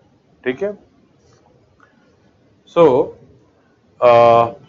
ये पॉइंट डिस्कस करेंगे। पहले हम बात करते हैं 245 की। सो लिखिए आर्टिकल 245, हेडिंग इज 245। देखो article 245 is actually talking about the territorial extent, मतलब क्या लॉ, जो लॉ बना रहे हैं, जो इंस्टीट्यूशन जो लॉ बना रहे हैं, पार्लियामेंट बना रहा है, स्टेट लेजिस्लेचर बना रहा है। सो पॉइंट ये है कि क्या टेरिटोरियल एक्सटेंट के ऊपर अपने टेरिटरी के अंदर ही लॉ बनाएंगे कि बाहर के लिए भी लॉ बन सकता है। मतलब जैसे भाई हमारा अभी हम 245 देख रहे हैं, ठीक है, तो पॉइंट है कि भाई हमारा जो कंट्री के कॉन्टेक्स्ट में पार्लियामेंट ने लॉ बनाया, तो भाई वो तो पार्लियामेंट तो पूरे इसके लिए बना सकता है लॉ, कोई दिक्कत ही नहीं है। बट क्या पार्लियामेंट किसी और टेरिटरी के लिए बना सकता है जो इंडिया का पार्ट ही नहीं है, विच is not part of the country? ठीक है, अगर आप देखोगे तो क्या इसके इधर इधर इधर इधर करके लॉ बना सकते हैं हम लोग? क्या पार्लियामेंट की मैं बात कर रहा हूं। तो द पॉइंट इज नो या यस, दो ही डिस्प्यूट हो सकते हैं। द पॉइंट इज नो या यस में पार्लियामेंट अपने टेरिटरी के बाहर, टेरिटरी मतलब पूरे इंडिया को छोड़ के भी बाहर के लिए भी लॉ बना सकता है। We are not going into कि वो इन्फोर्स होगा नहीं होगा, इन्फोर्स करना डिफिकल्ट हो जाएगा। How can we have the person living in US who is an Indian citizen, उस पर कैसे इंपैक्ट हम इन्फोर्स करेंगे? वो तो प्रोसीजरल एस्पेक्ट है। पॉइंट है is the Indian parliament having a law और having the power to make a law outside the territory of its area, या फिर सिर्फ इंडिया के लिए ही बना सकते हैं। And the point is Indian parliament के पास पूरी पावर है to make a law on even those territories which is not part of India. मतलब इंडियन लॉ जब बनेगा कोई भी, अगर वो चाहे तो वो कोई भी इंडियन सिटीजन्स जो कि इंडिया के बाहर भी रहते हैं उन पे, उनकी प्रॉपर्टी पे, उनके फाइनेंस के ऊपर इम्पैक्ट कर सकता है। तभी तो होते हैं कि फॉरेन में भी कमाते हैं तो भी टैक्स पे कर रहे होते हैं इंडिया में, जब तक double double tax avoidant treaty नहीं हुई होती है। ये इकोनॉमिक्स वाला डोमेन होता है, DTAA ऐसे करके, डबल टैक्स अवॉइडेंस एग्रीमेंट ऐसे करके आता है, दैट एक ही कंट्री में टैक्स पे करेंगे। हाउएवर वो भी तो सरकार ने लॉ साइन किया है, सरकार नहीं साइन करे लॉ तो टैक्स पे करना पड़ेगा। तो एप्लीकेबिलिटी होती है, if I go out and I keep on earning until less, वहां पे भी मतलब टैक्स का जो भी रूल्स रेगुलेशंस होती है तो टैक्स सरकार को देना पड़ेगा, ऐसा रूल सरकार बना सकती है। तो मतलब सिंपल सा है कि एक्स्ट्रा टेरिटोरियल लेजिस्लेशन बनाने की पावर पार्लियामेंट के पास है। Parliament can make extra territorial legislation, ठीक है। अब ये बात आती है कि स्टेट जो है, क्या स्टेट एक्स्ट्रा टेरिटोरियल लेजिस्लेशन बना सकता है? मतलब जैसे वेस्ट बंगाल की लेजिस्लेचर है, क्या वेस्ट बंगाल की लेजिस्लेचर इसको ऐसा वो बना दे, मतलब वेस्ट बंगाल के लेजिस्लेचर का कॉन्टेक्स्ट में क्या है कि क्या वो ऐसा लॉ बना सकती है जो बिहार पे भी एप्लीकेबल हो या बिहार के कॉन्टेक्स्ट में एप्लीकेबल हो? तो आंसर आएगा no, state legislature can not have extra territorial legislation, ठीक है। हाउएवर अगर टेरिटोरियल नेक्सस प्रूव हो जाए, अगर नेक्सस प्रूव हो गया टेरिटोरियल नेक्सस, फिर बनाया जा सकता है। अब ये बात आती है कि भाई ये टेरिटोरियल नेक्सस क्या है। देखो आपको इसको मैं एग्जांपल देता हूं। बॉम्बे, ये महाराष्ट्र गुजरात तो 60 में बने हैं, बाद में बने हुए हैं, पहले तो भाई बॉम्बे ही था ये पूरी टेरिटरी, राइट। तो एक मतलब अब मान लो लॉटरी या प्राइज कंपटीशन, इससे रिलेटेड चीजें आप पकड़ लो। कोई ऐसा था जो प्राइज कंपटीशन रिलेटेड कोई चीज थी विच वाज बीइंग एक न्यूज़पेपर या एक पेपर के थ्रू, जो कि मध्य प्रदेश में था। कंपनी मतलब रजिस्टर्ड थी मध्य प्रदेश की, प्रिंट भी मध्य प्रदेश में हो रहा है। However the circulation of this was also happening in Bombay region. तो कंपनी होगी एमपी की, प्रिंटिंग भी हो गया, सब कुछ हो गया और कंपनी टैक्स भी पे कर रही है एमपी में। पर बॉम्बे के कमिश्नर ने क्या किया, जो भी पेपर्स एंटर कर रहे हैं बॉम्बे में, तो बॉम्बे इज नॉट अभी मुंबई वाला बॉम्बे, बॉम्बे पूरा ही बॉम्बे था वो, तो उन जगह पे जो भी एंटर कर रहे हैं उन पर टैक्स लगा दिया। अब ये आया, ये तो एक्स्ट्रा टेरिटोरियल नेक्सस हो गया, सॉरी एक्स्ट्रा टेरिटोरियल लेजिस्लेशन हो गया। अब बात आई एक्स्ट्रा टेरिटोरियल लेजिस्लेशन क्यों हो गया? क्योंकि बॉम्बे कैसे ऐसा ऑर्डर पास कर सकता है जो कि एप्लीकेबल हो रहा है एमपी में, क्योंकि कंपनी का कंट्रोल तो इनके पास होना ही नहीं चाहिए कि कंपनी को कैसे बोल रहे टैक्स पे करो। तो how are you ordering a company which is not, आपके पास है ही नहीं वो कंपनी, आपके डोमेन में नहीं रहती है वो कंपनी, आपके जुरिस्डिक्शन में नहीं है। तो how are you actually saying that this company और दिस इशू जो टैक्स लगा रहे हो आपने, तो एक्स्ट्रा टेरिटोरियल लेजिस्लेशन है। तो इस पे केस गया था, ठीक है। एंड इसमें सुप्रीम कोर्ट ने बोला कि भैया वो कंपनी पे टैक्स नहीं लगा रहे, वो है they are actually taxing the news, the paper, जो चीजें बॉम्बे के अंदर सर्कुलेट हो रही है। सो टेरिटोरियल नेक्सस प्रूव होता है, मतलब ऐसा मन से नहीं है कि मेरी मर्जी है, today I am making a law and suddenly I am, let's say I am from Maharashtra, Maharashtra legislature एक लॉ बनाती है and that is applicable in Kerala, no. अगर टेरिटोरियल नेक्सस प्रूफ होता है, देखो there is no rule which says what is territorial nexus, कोई rule है ही नहीं, तो बड़ा डिफिकल्ट होता है प्रूफ करना, इसलिए ऐसे लॉ मिलेंगे नहीं आपको which has extra territorial legislation, क्योंकि ये लेजिस्लेटिव फ्रॉड या ऐसे कॉन्टेक्स्ट में जो हम 246 को भी देखेंगे अभी 245 के बाद, इसलिए इसके एग्जाम्पल्स आपको ना के बराबर मिलेंगे। क्योंकि अब पता है लेजिस्लेचर दूसरा, हमारा इंपैक्ट जो लॉ का है वो दूसरे स्टेट में इंपैक्ट नहीं होगा। तो पीटी पे अगर आता है कि state can not have extra territorial legislation, तो आंसर है सही, मतलब ये स्टेटमेंट जो है state can not have extra territorial legislation, so this statement is right. However अगर ये आ जाए कि state can not have extra territorial legislation under any circumstance, या state can never have extra territorial legislation, तो ये स्टेटमेंट गलत हो जाएगी, because if territorial nexus is proved then state can have extra territorial legislation. तो दो अलग चीजें बताई है, एक देखो, पहले parliament can have extra territorial legislation, state can not have extra territorial legislation, ठीक है। बट अगर है कि state can never have extra territorial legislation तो गलत हो जाएगा, बिकॉज टेरिटोरियल नेक्सस अगर प्रूव हो गया तो प्रूव में है कि भाई सपने में सोचना नहीं है, आपको ऑन द ग्राउंड दिखाना है कि ये नेक्सस कैसे प्रूव हो रहा है, बहुत डिफिकल्ट है, इसलिए हमें ऐसे लॉ नहीं मिलते हैं। ठीक है, पीटी के लिए है एक्स्ट्रा टेरिटोरियल लेजिस्लेशन वाला, मेंस के लिए कोई है नहीं है कॉन्टेक्स्ट में। लिखिए आप आर्टिकल 245 लिखिए, मतलब 245 में लिखिए, parliament can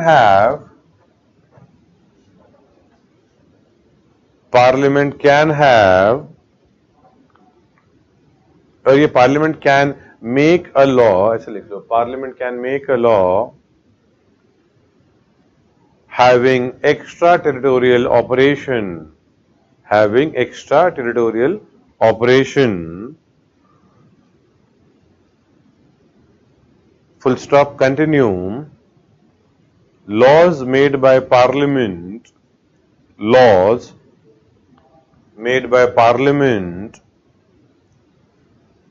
are also applicable to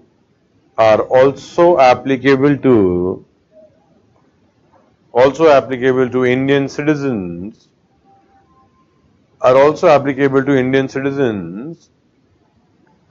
and their property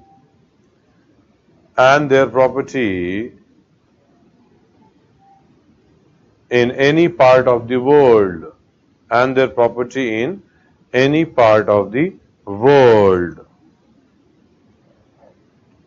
Next line,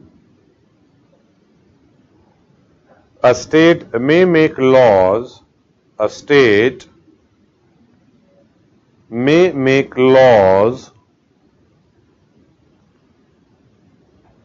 only for the state concerned,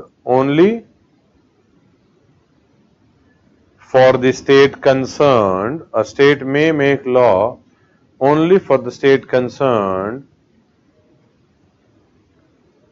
and cannot have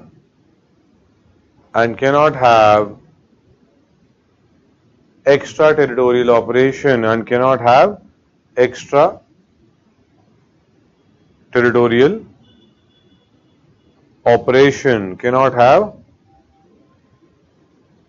extraterritorial operation। ठीक है, next line, to decide whether or not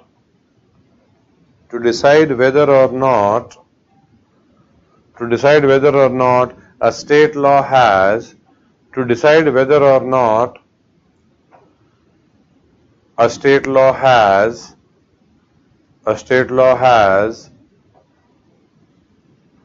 an extraterritorial operation, to decide whether or not a state law has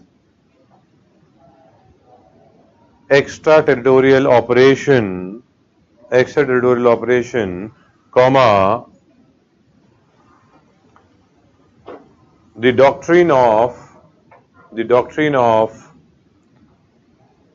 territorial nexus, the doctrine of territorial nexus is invoked. The doctrine of territorial nexus is invoked. Next line, thus a state may levy, thus a state may levy a tax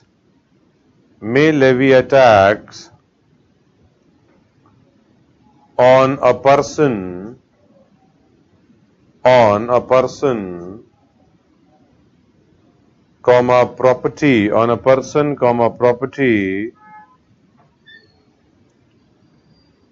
comma object, person, comma property, comma object, or transition,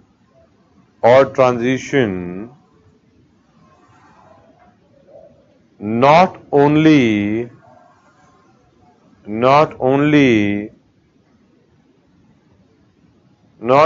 when it is situated not only when it is situated within its territorial limits, not only when it is situated within its territorial limits, but also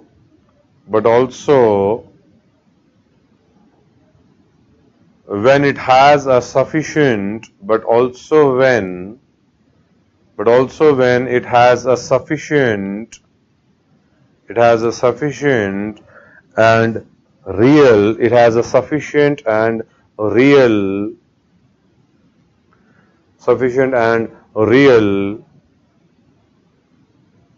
territorial connection, sufficient and real territorial connection. ठीक है, नीचे लिखिएगा आरएमडीसी case, ये लिखिए 1958, आरएमडीसी case 1958. ठीक है, bracket में लिख सकते हो प्राइस कंपटीशन, मतलब दिस इज ओनली, देखो आपको ये सिर्फ एग्जाम्पल, देखो मेंस में आ नहीं रहा, this is not coming in your mains,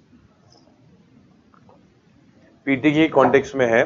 this is only to give you an understanding कि we had a case of similar nature and where in price competition. क्यों लिख रहे हैं?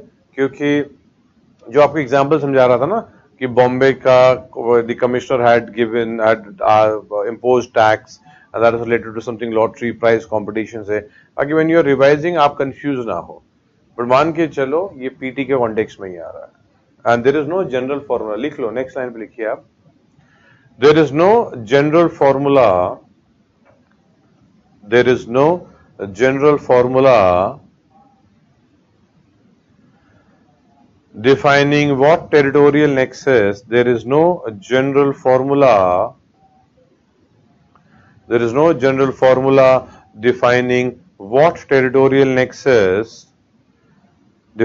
what territorial nexus is sufficient.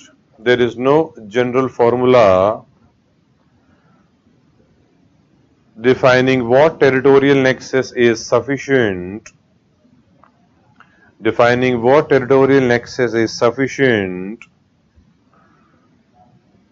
but generally it is seen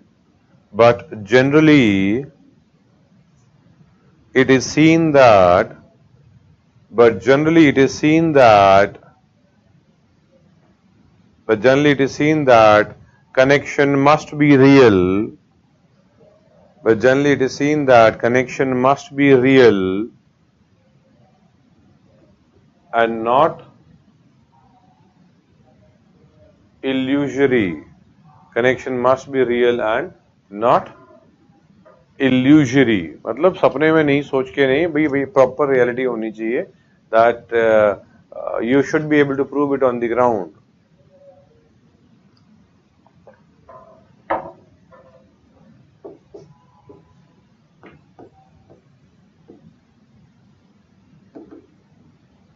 ठीक है, next is article 246.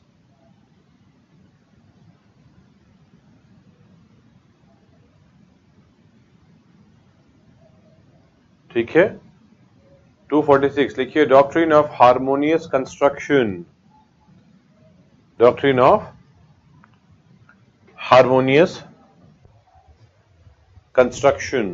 देखिए, harmony होनी चाहिए. 246 क्या बात करता है? देखो, we have got list 1, list 2, list 3, 3 चीजें हैं, सही है. मतलब 246 क्या है? क्लॉज 1 हो गया, क्लॉज 2 हो गया, क्लॉज 3 हो गया. So we have the union list, we have the state list, and we have the concurrent list. So list 1 is union, list 2 is state, list 3 is concurrent. 246 clause 1 union, 246 clause 2 concurrent, 246 clause 3 is state. ठीक है, तो दिखाता हूं मैं आपको. देखो यहां पे मतलब ठीक है, तो क्लॉज वाइज जरूरत नहीं है, यू शुड नॉट गो कि ये यहां पे जरूरत होगी कि ऐसे होगा. Let me see.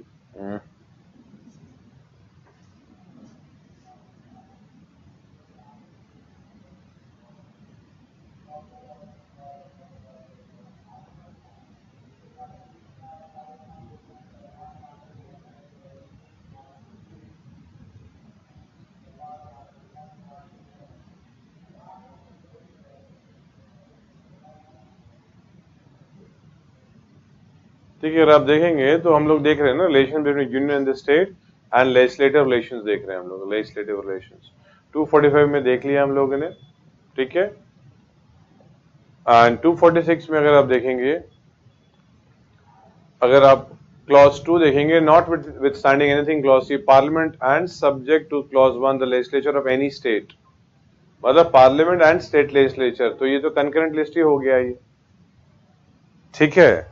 मतलब जो हमने ये देखा कि 246 क्लॉज 2 है वो एक्चुअली कंकरेंट है, 246 क्लॉज 3 है वो स्टेट लिस्ट है। Subject to clause 1 and 2, the legislative of any state has exclusive power, मतलब क्लॉज 3 जो है वो स्टेट के कॉन्टेक्स्ट में बात हो रही थी, क्लॉज 3 के।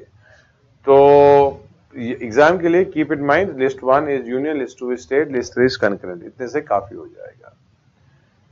Now we are trying to see कि एग्जैक्टली ये है क्या, हम ये देख क्यों रहे हैं हम लोग, ये इसलिए देख रहे हैं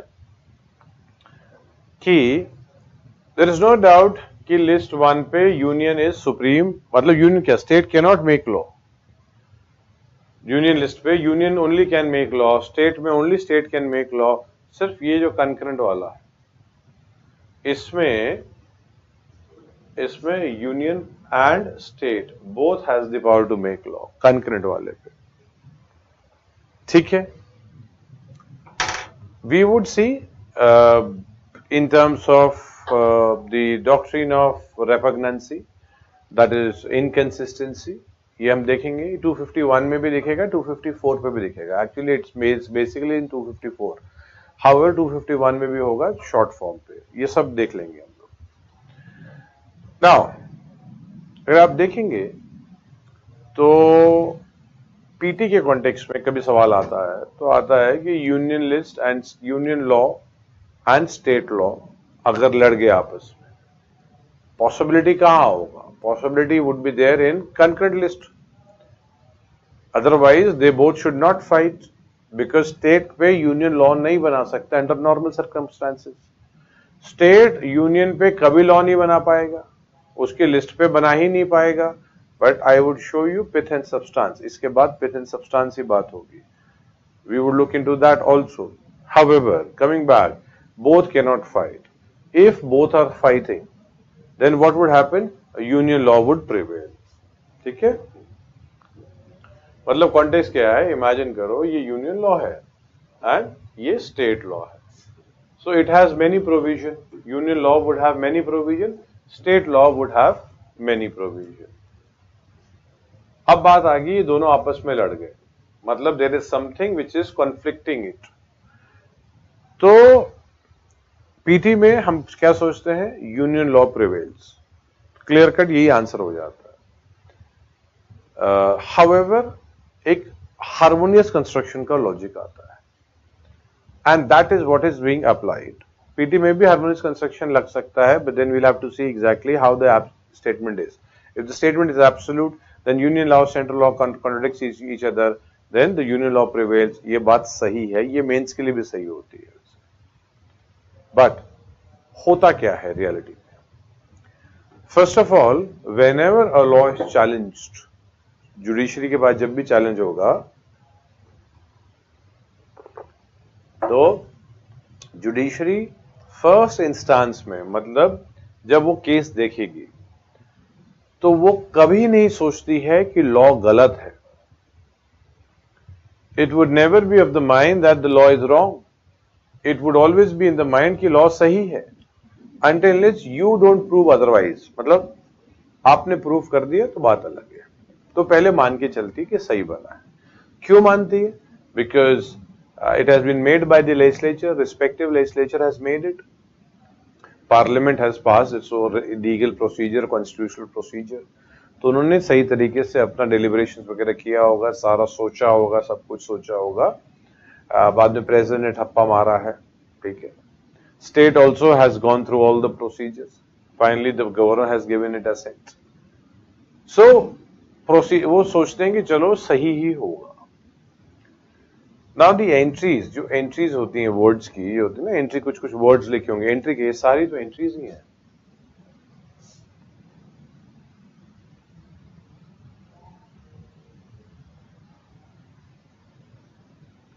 ठीक है, सब तो एंट्रीज हैं। एंट्री 11 हो गया, एंट्री 12 हो गया, एंट्री 8 हो गया, ये सब है। एटॉमिक एनर्जी, ठीक है, यूनियन लिस्ट में, ये दीज आर एंट्रीज ना। ये जो एंट्रीज के वर्ड्स होते हैं, these words are not taken as literal interpretation. Literal उनका नहीं लेंगे। इसका मतलब क्या होता है, जितना इमेजिन कर सकते हो आप उतना इमेजिन कर लोगे आप, जो भी आप उस टर्म से कि ये भी हो सकता है वो भी हो सकता है। You actually take many let's say उसके सिनोनिम्स, उसके एग्जाम्पल्स, ये कुछ कोशिश करते हो, जितना भी एम्बिट उसका बढ़ा सकते हो आप, ऐसे इंटरप्रिटेशन लिया जाता है। These should not have a narrow, वो सिर्फ वर्ड स्पेसिफिक नहीं होगा, ये वर्ड लिखा है तो नहीं, you can actually have different interpretation also.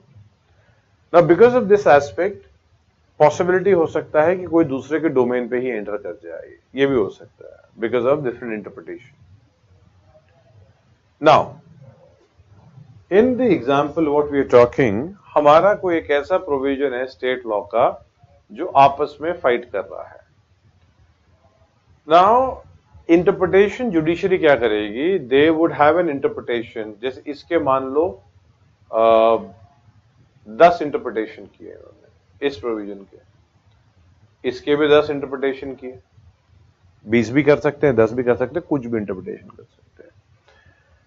In any one of the interpretation, अगर ये आपस में कॉन्ट्रडिक्ट नहीं कर रहे, मतलब कोई एक इंटरप्रिटेशन ऐसा आया कि ये ऐसे एंड ये ऐसे बच गया, मतलब earlier they were fighting, however with one of the interpretation या फ्यू ऑफ द इंटरप्रिटेशन पे वो कॉन्फ्लिक्ट नहीं कर रहे हैं कि अगर ऐसा सोचा जाए तो ये तो दिक्कत नहीं होगी।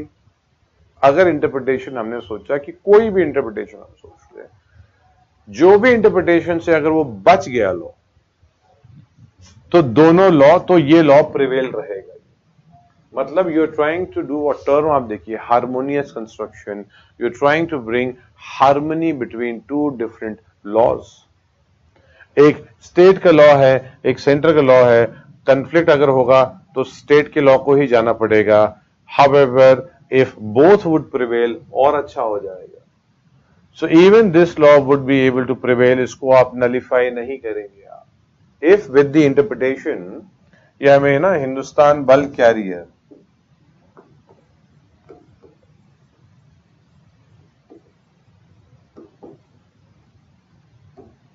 हिंदुस्तान बल्क कैरियर केस में सुप्रीम कोर्ट ने पॉइंट्स भी दिए हुए हैं, हाउ टू डिटरमाइन इट, कि हार्मोनियस कंस्ट्रक्शन की कोशिश करनी चाहिए। तो होता क्या है, ओनली द पार्ट, पहले तो पूरा इंटरप्रिटेशन करना है, try your best, give all the interpretation possible, and अगर इंटरप्रिटेशन में बच गया वो, तो both the law would prevail. However after lot of attempts, बहुत कोशिश कर ली, उसके बावजूद आफ्टर दैट इफ वन जो पार्ट है वो दूसरे से टच तब भी रहेगा, हम क्या कर ले, कुछ भी कर रहे हैं वो उसको टच करेगा ही करेगा, तो ओनली द इनकंसिस्टेंट पार्ट, जो सिर्फ इनकंसिस्टेंट होगा, सिर्फ वही पार्ट को हटाया जाएगा। The whole law would not be nullified, पूरा लॉ नलिफाई नहीं होता, सिर्फ that portion only is out.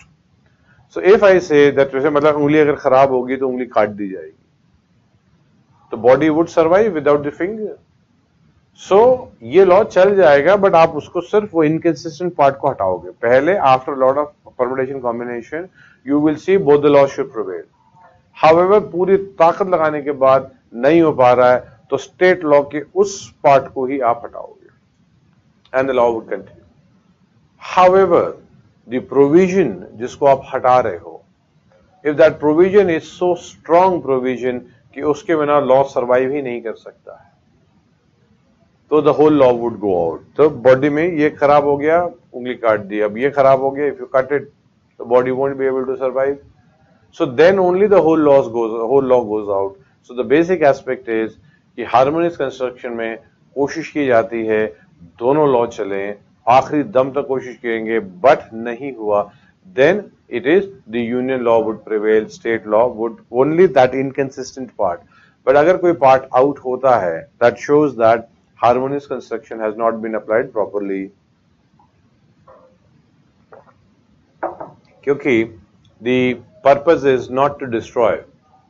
इसका purpose harmonious construction का ये नहीं है that you will nullify any of the provision of the law which has been made by the legislature. कभी ये intention नहीं रहा है कि एक law को आप हटाएंगे आप.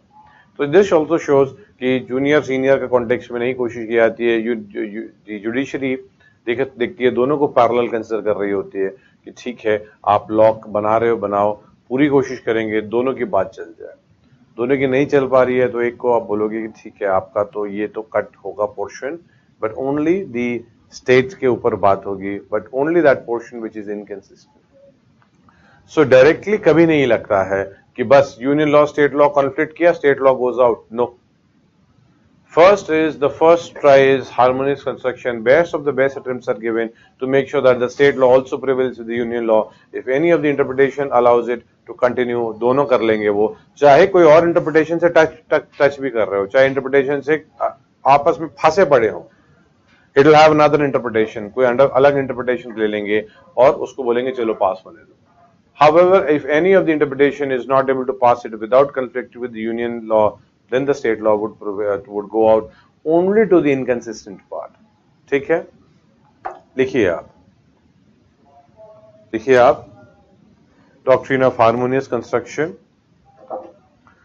Write down, this doctrine is used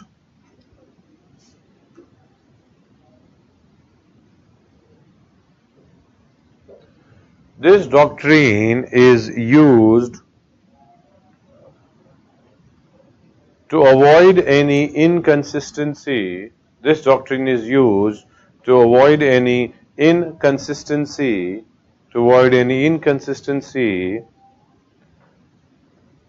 and repugnancy, लिखा हुआ है, and repugnancy within a law.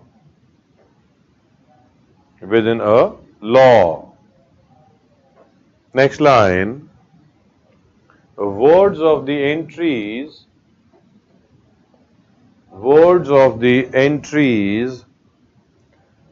should be given wide amplitude. Words of the entries should be given wide amplitude, and courts shall bring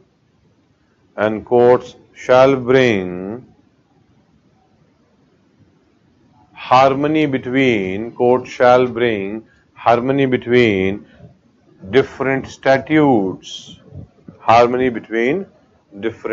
statutes. Next line. When the words, WORDS, when the words of statutory provision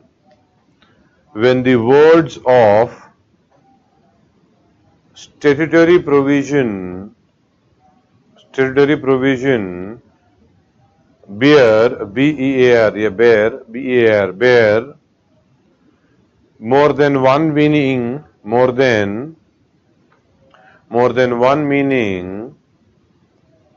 comma,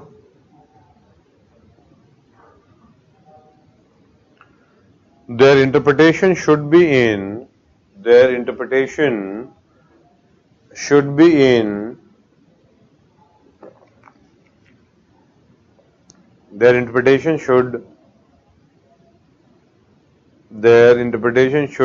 in such a way that neither is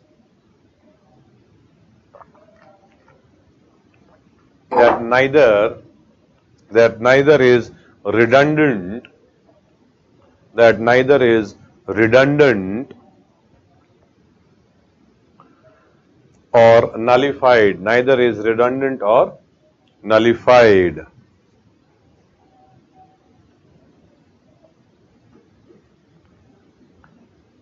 एक दो line के, give a gap of 1-2 line and write down. In Hindustan bulk carrier case, in Hindustan bulk carrier case, ये 2003 का है.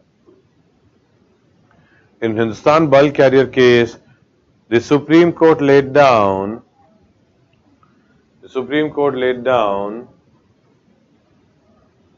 5 principles. Supreme Court laid down 5 principles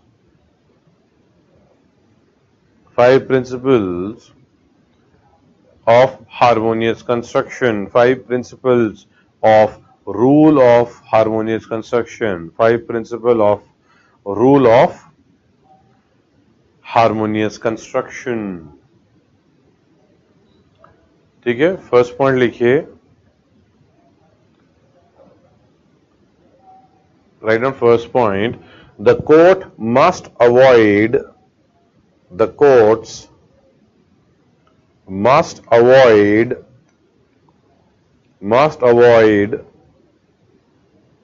a head-on clash. Head-on clash मतलब बिल्कुल ऐसे नहीं लेके आने directly. A head-on clash, CLASH, clash of seemingly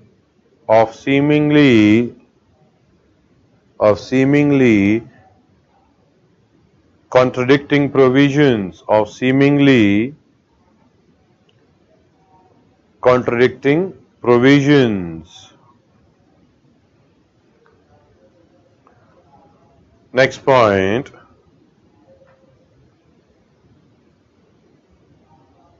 The provision of one section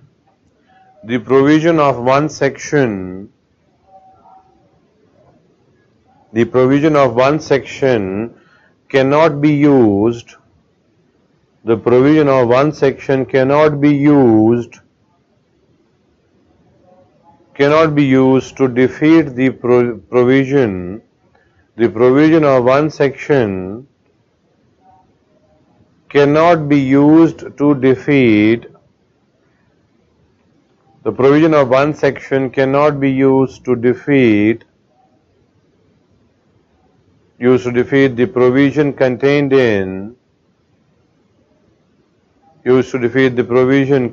in another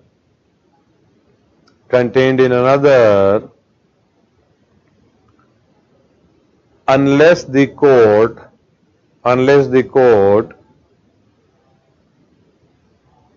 despite all its efforts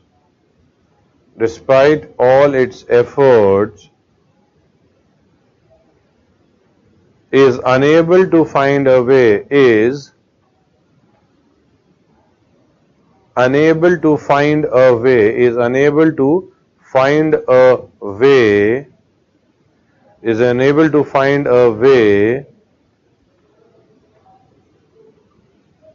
to reconcile their differences, is unable to find a way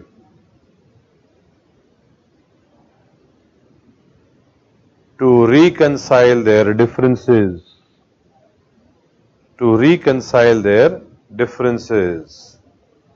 Next point.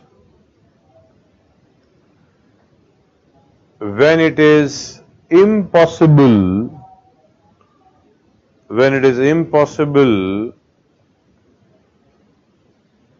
to completely reconcile,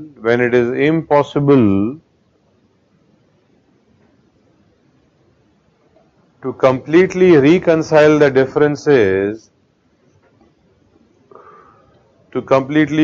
when it is impossible to completely reconcile the differences in the contradictory provisions,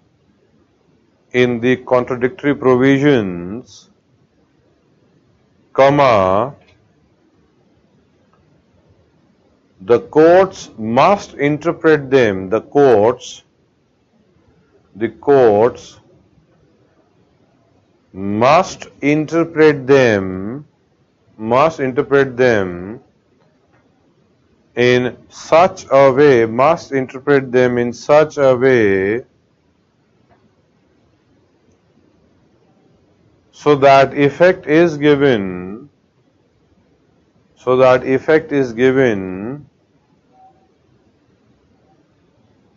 to both the provisions,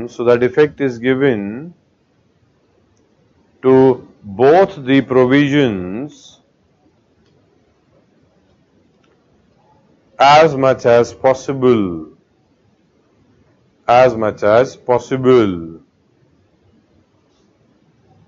Next point.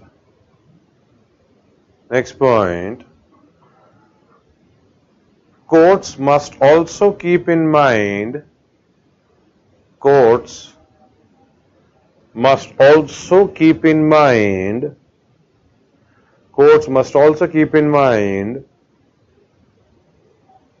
that interpretation that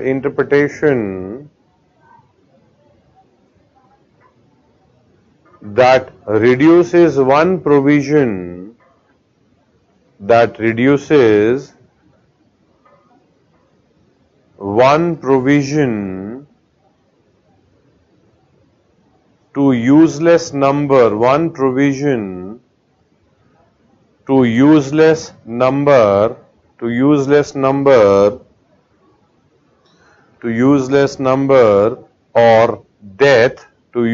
number or death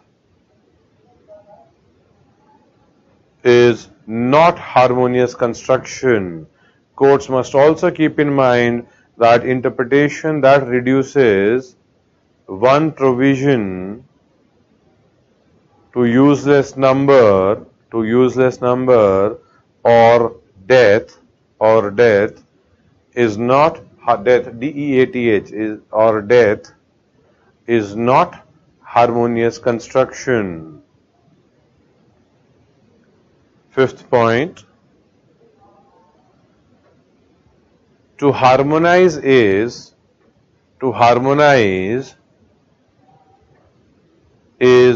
not to destroy.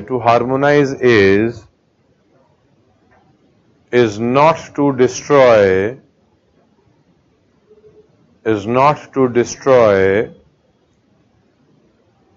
any statutory provision. To harmonize is not to destroy provisions, not to destroy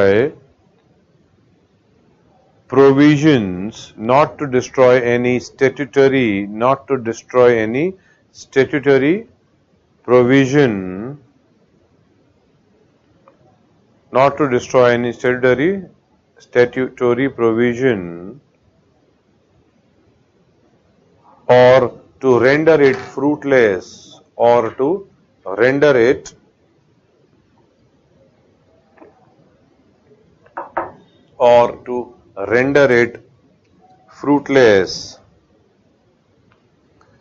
or to render it fruitless, ठीक है, or to render it fruitless. So we've got later, if you get time, explain all types of majority along with the example. Also, if you let us know which majority is used in which. बेटा देखो, जब जहाँ पे majority का context आता है, ठीक है, वो आपको ऑलरेडी मैं बता रहा हूँ जहाँ जो मेजोरिटी हो रही होती है, ठीक है. सो क्लास में जब मेजोरिटी का पोर्शन आता है तो आई डू से इसमें ये मेजोरिटी यूज हो रही है, इसमें ये मेजोरिटी हो रही है.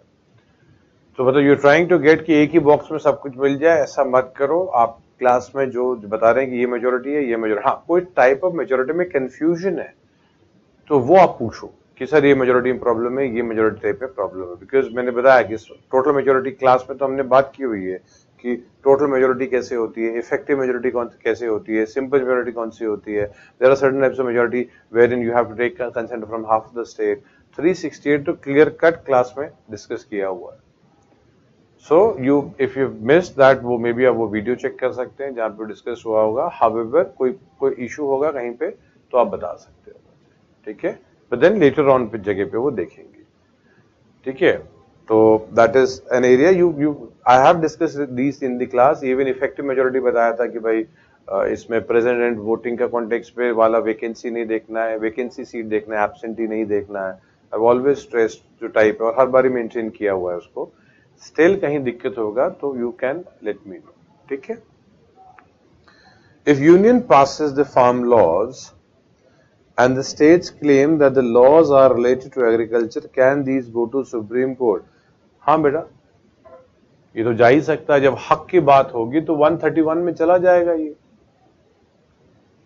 दी लॉज वेरिन हक की बात है, देखो 131 में यूनियन एंड स्टेट का फाइट होता है, सो स्टेट जा सकते हैं सुप्रीम कोर्ट में, कोई दिक्कत ही नहीं है इसमें। तो 131 fight itself is on this only, right की बात होगी कि मेरे डोमेन पे आपने लॉ कैसे बनाया हुआ, फाइट हो जाएगी एंड यूनियन पे चला जाएगा, ठीक है। मतलब यूनियन मतलब सुप्रीम कोर्ट में केस जा सकता है। We have not gone into the area exactly कि पिथ एंड सब्सटेंस की क्या कॉन्टेक्स्ट है अभी। नेक्स्ट वैसे आर्टिकल 256 246 की बात हो रही है। नेक्स्ट लिखिए doctrine of pith and substance. Next लिखिए doctrine of pith and substance. Pith ये सब 246 के अंदर ही है।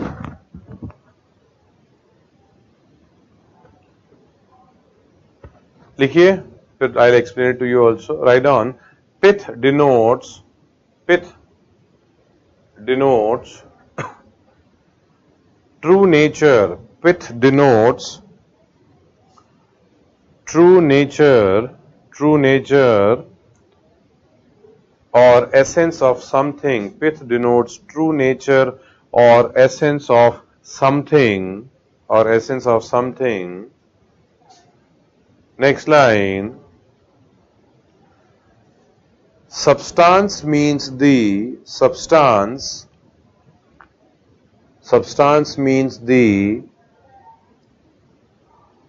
most important. Substance means the most important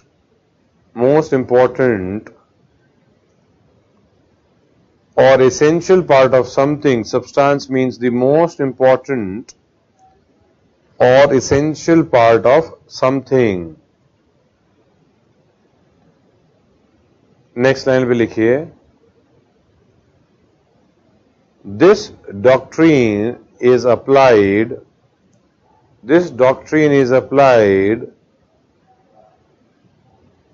when the legislation made by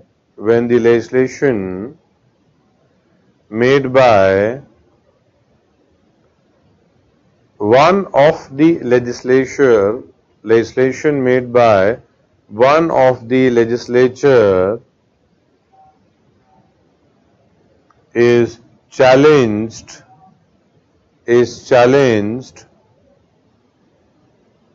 or trespassed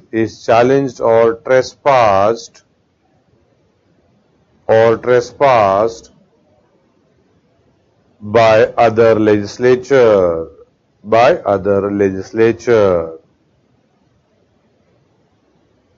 Next line.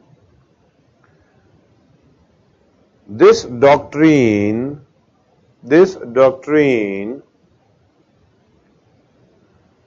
saves the incidental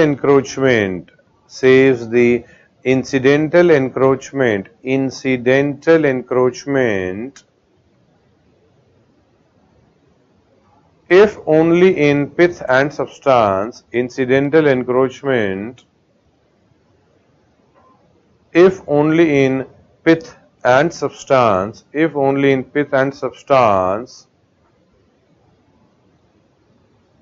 It falls within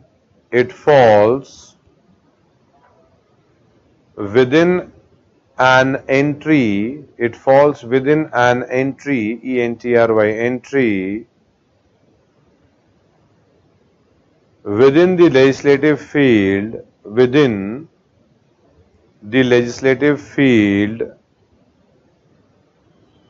of the particular legislature.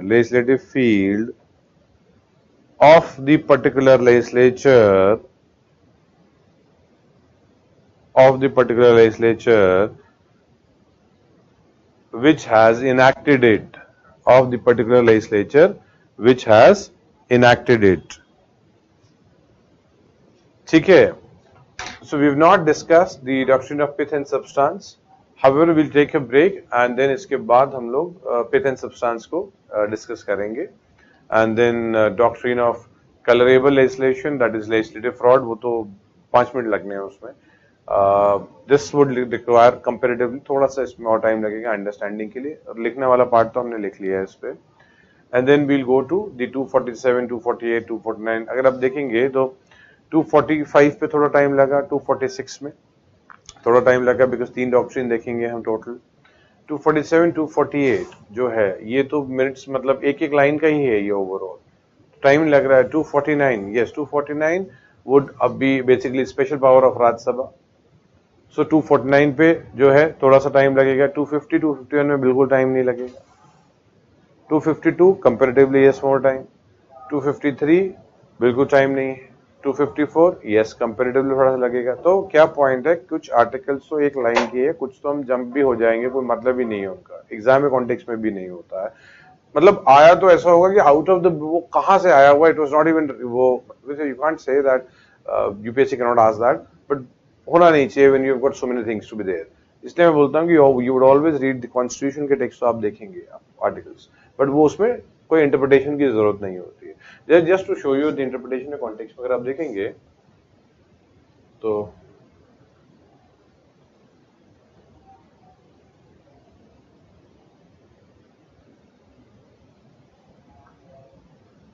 ये देखिए, extent of laws made by the parliament and by the legislature of the state.